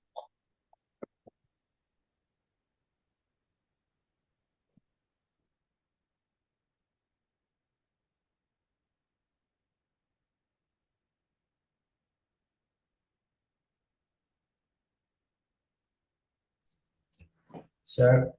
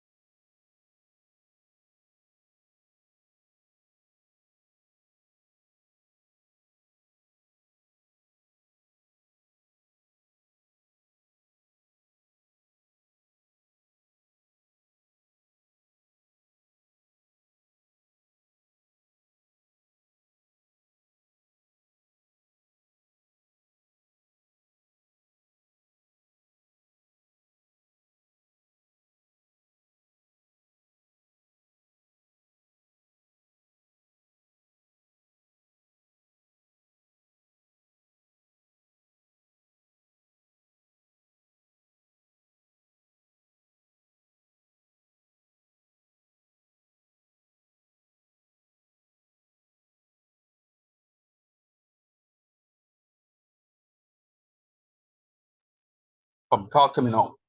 What have you gotten? Mathematical error. sir, get the 0/0, sir. Thank you, Chevy. Yeah, man, it's supposed to be 0/0. Yeah. That's sir. that's the same thing I got. Actually, I think when you're doing the calculation, so when you substitute the 3, So it'll be 3 squared minus 5 times 3 plus 6 over 3 minus 3. And then I get 9 minus 15 plus 6. And then because the minus 15 is there, it'll take away you can either take away the 6, the positive 6 from the minus 15. I treat the minus 15 different, that's why. Thank you. Not that So problem. says the person last night that they don't like math. Oh boy, but very No, good. no, no. No, you give it the easy one then first. We see a trick, you know. We see a trick. That is a teaching strategy, Andre. Right? All of them do that. Exactly. I try a trick way. Yeah. But that's very good though. So you know that it's indeterminate. You know that it's indeterminate because it's of the form 0 over 0. It's indeterminate because it's a 0 over 0. Indeterminate because it's 0 over 0. All right? Now, remember, the indeterminate form can be 0 over 0. It can be positive infinity over positive infinity. It can also be negative infinity over negative infinity. So when you get a question like that, you see, whenever you get a question in a rational format, and remember, rational means a numerator and a denominator. It's a fractional form. Once you get the limit of a function to evaluate, and the limit of that function is in a fractional form, always check for the indeterminate form. Always check for the indeterminate form. So whenever you get, and there are so many stories to tell about this, but I'll take it in stages. Whenever you get something in a fractional form, always check to see if it is indeterminate. Because let me tell you what indeterminate is saying. Indeterminate, let me tell you what it is saying.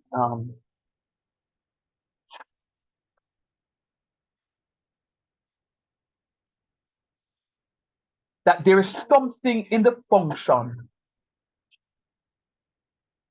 There's something that I must do. That there's something that is preventing the true limit from coming out. And in order for the true limit of the function to come out, there's something that I must do. So once you see an indeterminate form, it means that there is something blocking something. You know, you have some friends around you, and you can't seem to survive because you say you're going to do something and they say, no man, don't do it.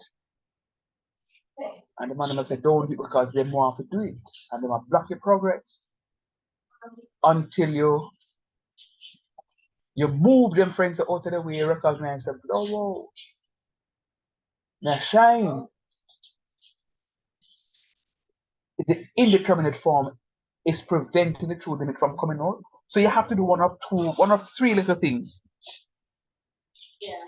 So the first thing we're going to be doing is to factorize the numerator. Oh, geez, sir. I thought I left that when I left CXC. Nope. So I'm going to factorize the numerator. Now, I want to show you something. I'm going to be very nice to you tonight and send you some of this stuff because I trust that you're going to be reading over. I want to factorize my x squared plus minus 5x plus 6. Listen to me, what I'm going to be doing. Listen to what I'm going to be doing. I am going to be multiplying the coefficient of x squared. Wow. Coefficient, sir. First me hear the word there. Don't worry about it. Coefficient means the number in front of. Coefficient means the number in front of. So the coefficient of x squared is the number in front of x squared. What number is in front of x squared incidentally? 1. Mm-hmm. Very nice. So there's a 1 in front of x squared. Sir, I'm not seeing it. I may not see it, but we know that a 1 is here. It is invisible. Right? So there's the coefficient of x squared is 1. hear my question to you and think about it before you answer. Because I'm sure the first answer I'm going to get is not going to be correct until I ask the question again. What is the coefficient of x?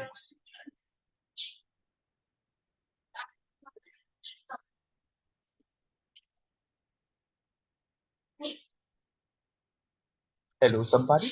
What is the coefficient of x?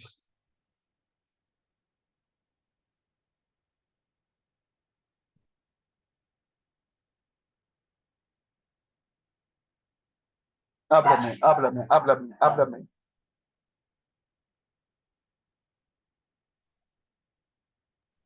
So one. That one. The coefficient of x, not x squared, no, x. Oh, 5. Look again, Joey.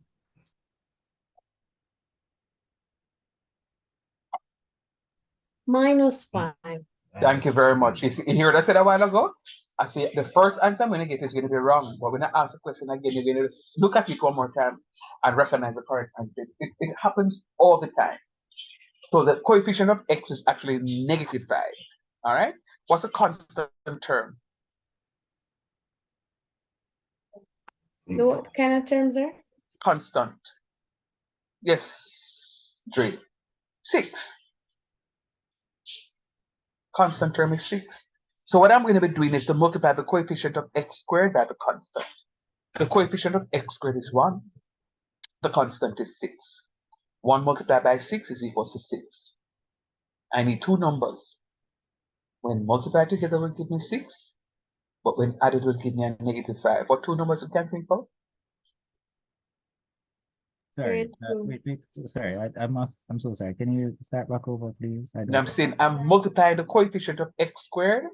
No, by from the the beginning, from the beginning where you were explaining how you get the coefficient or how you identify the coefficient. Oh, the coefficient is the number in front of. That's what coefficient means, the number in front of. So when I ask you for the coefficient of x squared, it means that I'm asking for what number is in front of x squared. If I ask you for the coefficient of x, I'm asking you what number is in front of x. All right? So the coefficient of x squared is going to be 1. Yeah. So I don't want to say the first number. I want to speak. Just like I'm not going to call you boy. Answer this question. No. You're supposed to know that you're talking to Dre or Andre or Mr. McIntosh, whatever the situation is. Right? So with naming the stuff. So the first term is going to be the coefficient of x squared because it has a name. The second term also has a name. It is called the coefficient of x.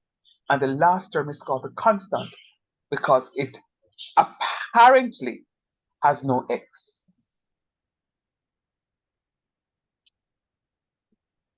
Apparently, it has no x. And later on, I'm going to come back to that apparently stuff. And then now, I'm going to say that I'm multiplying the coefficient of x squared by the constant. I'm multiplying the coefficient of x squared by the constant. 1 multiplied by 6 is 6.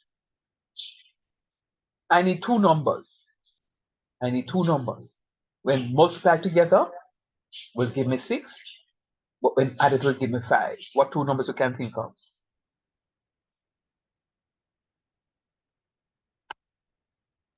3 and 2, sir. 3 and 2, duh. 3 and 2. Yeah, man. But no, we want a -5. So it's going to be a -3 and a -2. Because you know that when I multiply -3 by -2, I'm still going to get a +6.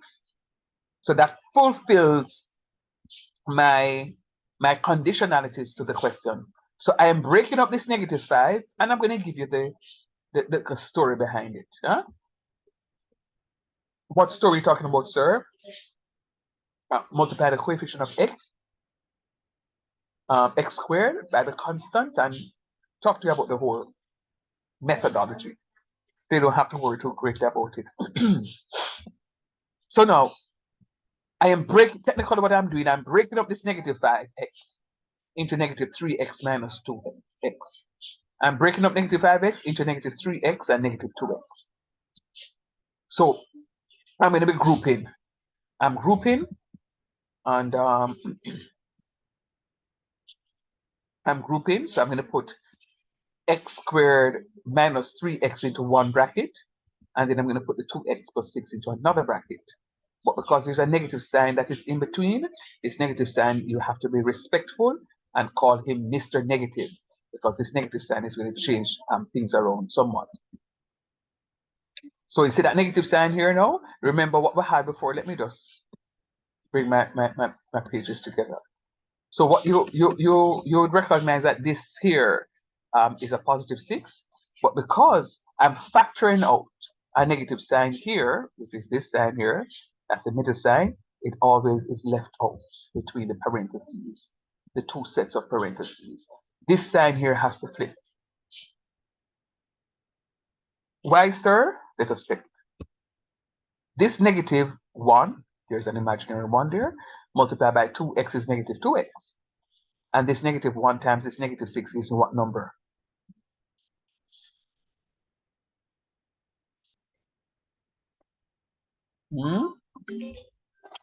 When I multiply two negative numbers, what do I get? Positive. Positive. So negative 2 times negative 3. Right. Negative 1 times negative 6 is going to give me this positive 6. Is going to give me that positive 6. And whatever sign that is in here has to be the same sign that is here. This sign must be the same sign as this sign. Huh? So I'm going to factorize now. And I'm going to end after this one because this is going to be a lot for you guys. So I'm going to type something for you so that you can actually, munch on it over the weekend in preparation for class next Tuesday, God's willing. So I'm factorizing. So I'm looking to see what is common here, that is common here. And I recognize that this term and this term has an x that is common. So I'm taking out the x. What is going to be left? When I take out 1x from this x squared, remember x squared is x times x, it means that I have 1x left. And when I remove this x from here, I'm just going to have negative 3 here. So I put back my negative 3 right here. I'm looking to see now what is common between 2x and negative 6. But if you say 2 times, you know that the factors of 6 are 1, 2, 3, and 6. So I also have a 2 in this 6 that I can factor out. So that's why I'm factoring out a 2 here. What is left after I factor out the 2? See, when I take out this 2, when I block out this 2 right here, I'm going to have x left here. And when I take out a 2 from this 6, I'm going to have a 3 left because 2 times 3 gives me a 6. You recognize now that there's an x minus 3 here, and there's another x minus 3 here. So because those two are common, I can take out my x minus 3. When I remove the x minus 3 from here, what is left? This x. This is this. When I take out the x minus 3 from here, what is left? This negative 2, which is this. So technically, now when I factorize x squared minus 5x plus 6, I'm going to get x minus 2 times x minus 3. I'm going to pause right here and say something. Because I need to hear anybody inhale or you clear their throat. And I know what some of you may be saying. When I go with them something and then I feel. You're not understand necessarily. But might I remind you that this factorization is technically not on your syllabus, but you're expected to know it because you're going to be using it to evaluate the questions. Why is it not on the syllabus then, sir? Because this is a prerequisite that you're supposed to be coming to the Calculus 1 class with. So if you forget it, I will give you a little write-up so that you can refresh your memory on it and practice it. But it is important that you know how to factorize. So if I were to fast track this conversation now, I would say to you that I am going to break up my x squared minus 5x plus 6 into x minus 2 times x minus 3. And if I look at the question up here, I am now breaking this x squared minus 5x plus 6, as I said before, into x minus 2 times x minus 3. Because when I factorize here, I'm going to get x minus 2 times x minus 3. So this one, this piece here, so I am going to rewrite down here, so. But now that I have a multiplication here, these two terms here being multiplied, and this x minus 3 is very similar to this x minus 3, I can cancel it. So the point I'm making now is, why did I get an indeterminate form in the first place? I got an indeterminate form because x minus 3 was blocking the true limit of the function from coming out. So I needed to factorize the function so that I can take out that x minus 3. That x minus 3, boy, I cause only for problems. So if I isolate it, I am good to go. So that function now reduced to the limit as x tends to 3 of x minus 2. And using the calculations method, anywhere in the function I see x, I'm going to assume it is 3. And 3 minus 2 is equal to 1. So the limit of that function tends to 1. Let me take your questions, and then we can close for the night. Why did we do the limit for the responses from the factorizing? Where you have limit to 3x minus 2, and then we substitute. Why do we do that last part? This last part here? Yes, sir. Okay. A fair question. Okay, the last part you're talking about now is this question here. Okay. It's the same thing here, but it's just that, and Dre said something which is why I laughed on, because I knew AC kind of did support him what him said. And the truth of the matter is, and you know, some of you, I pray to God that when you finish, some of you can't find my work, I want teaching job come up, so when get to teach, so that Yeah, no, but I would that. so with the same problem that we have as teachers, you can experience it firsthand. But the truth of the matter is, I don't know about others, but let me tell you something. So I will start off at a level to get you guys going, and as I move along, I increase the difficulty to see how far I can stretch you guys, right? And to see how well you're using that skill set that you would have gained. You see what I did in the first part of the question? When we're looking at the intuitive approach, I gave you an example that was x plus 1. And then for the one that I wanted you to try on your own, I gave you something that is fractional, because it is the same mathematics, but I just wanted to see how when you work with the fractions. And then the third example, again, was a fractional question. So it's not that we want to be cheeky and we're not nice. So if I give you something similar to what it is that I have done, how is it when you stretch your imagination? You see it already. I teach you something and I want to build on something, so I'm going to give you something else to see how you can translate that knowledge, that prior learning, into something else. So I say this to say to you, AC, that what it is that I've been doing right here, so is the exact thing when I got to this level. Talk truth. Isn't this the same thing here? Yes, sir. But before I get here, I had to go through all of this step. I had to go through all of this step to factorize. I had to go through all of this step because, as I said before, I'm rewriting my numerator into x minus 2 times x minus 3. But I now recognize that the x minus 3 can cancel, because this was a problem. And I'm going to show you how I know this was a problem. When x is 3, 3 minus 3 equals 0. Can I have a 0 existing in the denominator? No, sir. No, I can't. Because if I do, I'm going to get math error. Where did we do that again? Poker board. We did something about it. Oh Lord, Father. So it's not on your sheet. It was an example. It was an example, right?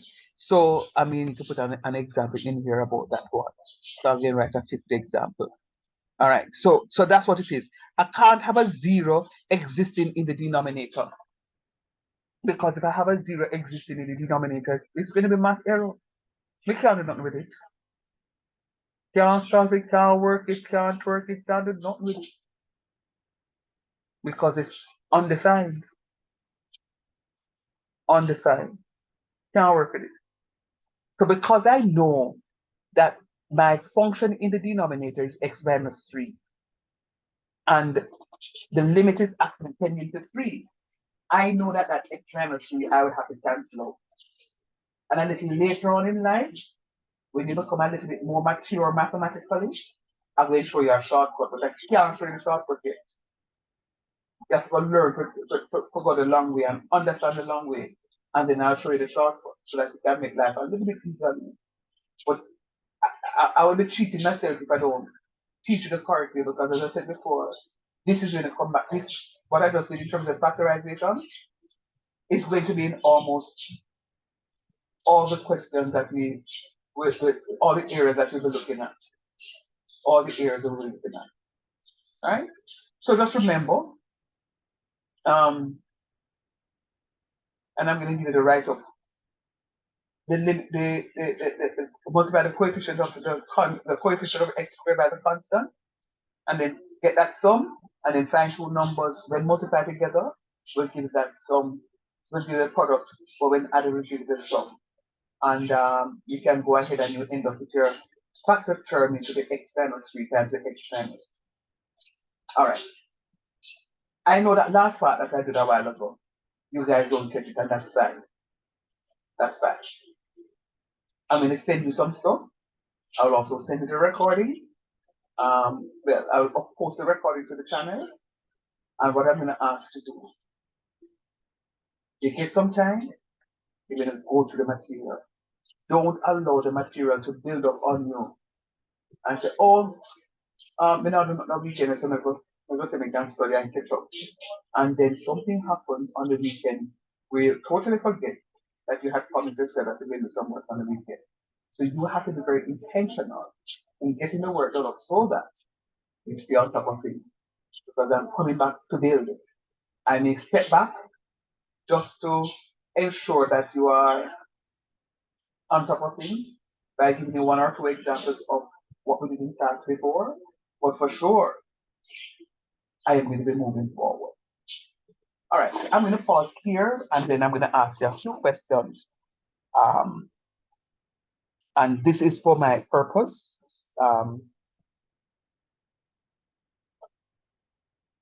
This is an online class, and I want you to tell me, were you able to understand in class tonight? Did you learn anything in class? What can I do to make the experience a little bit more enriching?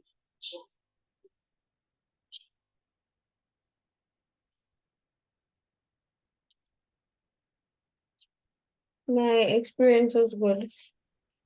I have learned, well, for the first, I have learned some things new. I like your teaching style so far. It's not overbearing. Yeah. Thank you. Not sure you had my attention span right throughout, but And that's fine. you had me for the most part. And that's fine. I love your honesty. And that's in this relationship. I may come to class and say, you know, someone has been to teach nothing. And you say, yes, sir, because I'm say, no, we're going to learn. But you know, we're going to be honest with each other. And I appreciate that. Anybody else? Thank you. You're welcome.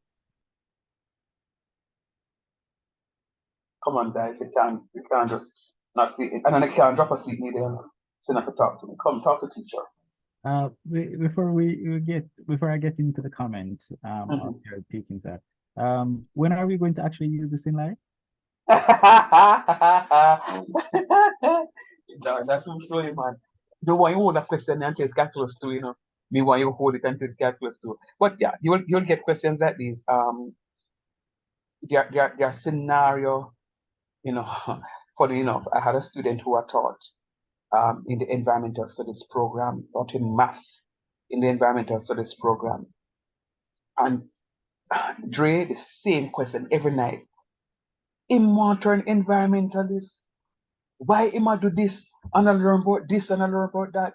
And I had a very interesting class with him for the whole semester. And the student graduated and student touched base with me and said, no, sir, I thought of myself. And I said, what happened? They were at work and they needed to do some analysis and they were coming up with a lot of data. And he was able to go ahead and find the measures of central tendency and was able to use the answers from the measures of central tendency to give some explanation to the stuff. And he was seen within his department as being very bright because he was able to use some mathematical calculations to do some stuff where the others couldn't have. And he was explaining to them what the results, what it meant. And it came across good. And I said, look at that. Just look at God. Because he never liked the math, but he said, it really nobody know. And boy, I wish we did pay attention a little bit more because, it come up. So you may not see right now. You and I can talk off here and you can tell me what it is that you do bad job and I can tell you how this thing can become very useful. But yeah, it is useful. Okay. Go ahead with the comment. Yeah, so far, I must agree with my classmates here. You didn't really have my full attention all with you, but I did learn. I am as much as possible trying not to have a based off your teaching style. So I don't see the mind blocker to say, hey, maths is not my friend. So kudos to you, sir. Yeah, big up yourself. Others? And if you feel like you want to say something, but it's not a problem, because I've outgrown that. Meeting at the classroom way too long to be sensitive to. I want honesty. So the other two, quick and fast. Come, the other two.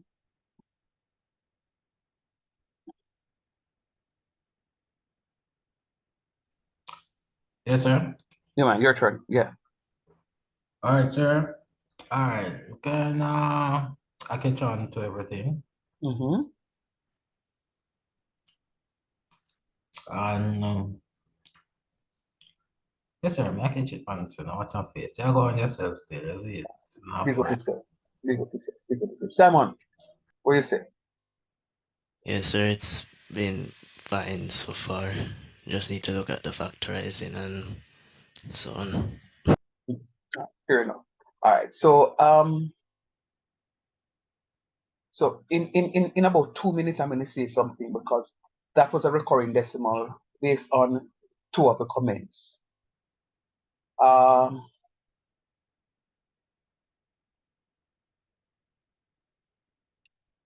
You may not have been exposed to, and incidentally, one of the things that I thought people were going to say is that, sir, I don't know if I can only learn from what it is that you have already typed.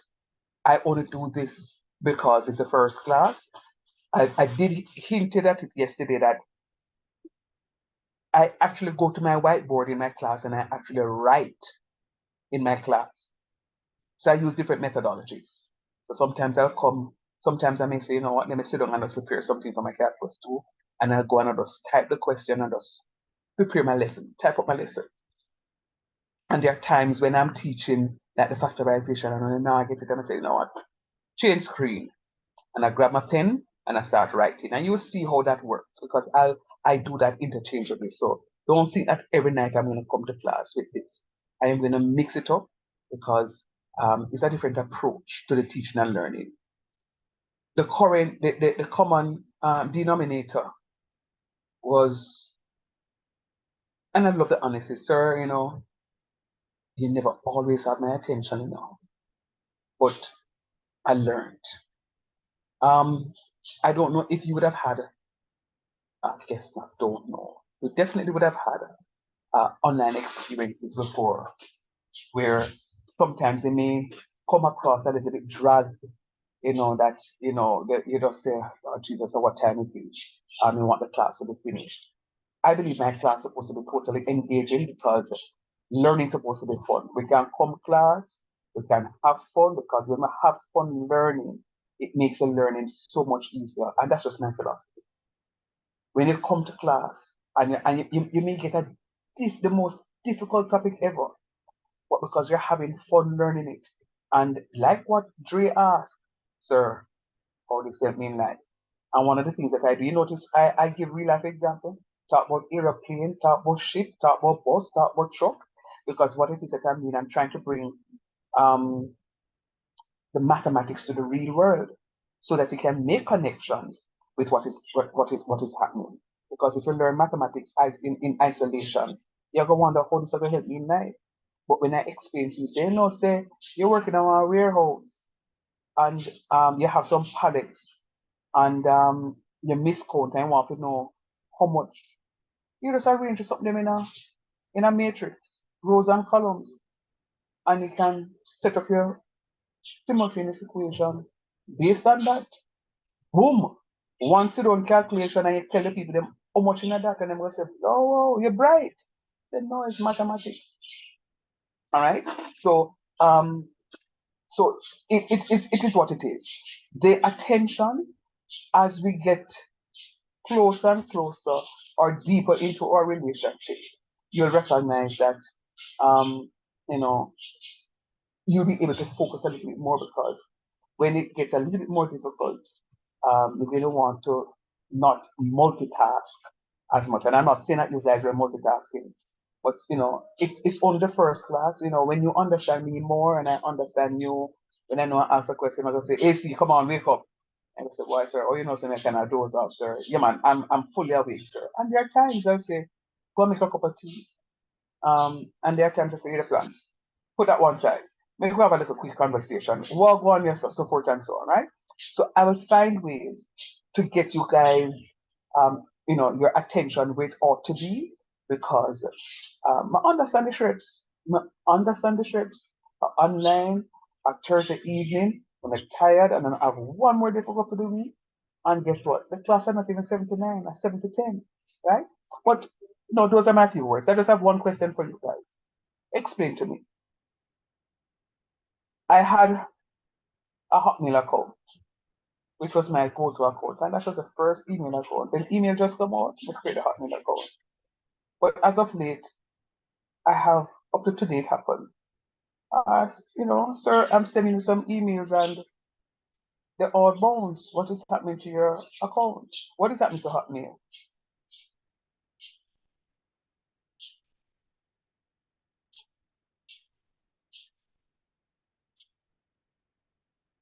Anybody, somebody? What you said? Sir, what? No, I'm just saying to you. So I've moved on from that and I'm just asking a personal question. I have a Hotmail account. And today somebody said to me, I have been sending you messages, but all of your emails are bounced. And I'm asking you as computing students, a MIS or a DIT, sorry, not a, BMIS or BDIT, out of order, calling me associate students. I'm asking you what is happening. What are you hearing on the ground as computing students about Hotmail? Nothing? Or you hear something?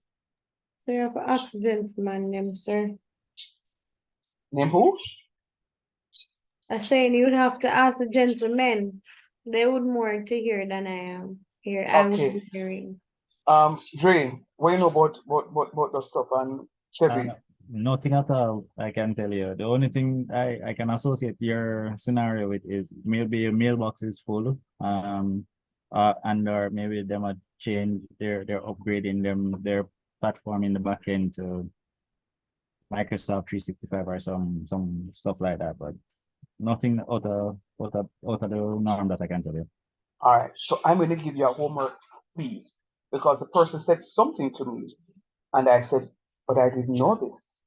And normally, I think I'm an avid user of the technology, and I will see the information somewhere. I don't want to say it just yet, so I'm going to give you homework just to find out what is really happening to Hotmail, and and then we can have a brief conversation before the start of the class next week, Tuesday, God's willing, and then we can have that, and then we can put things into perspective for me.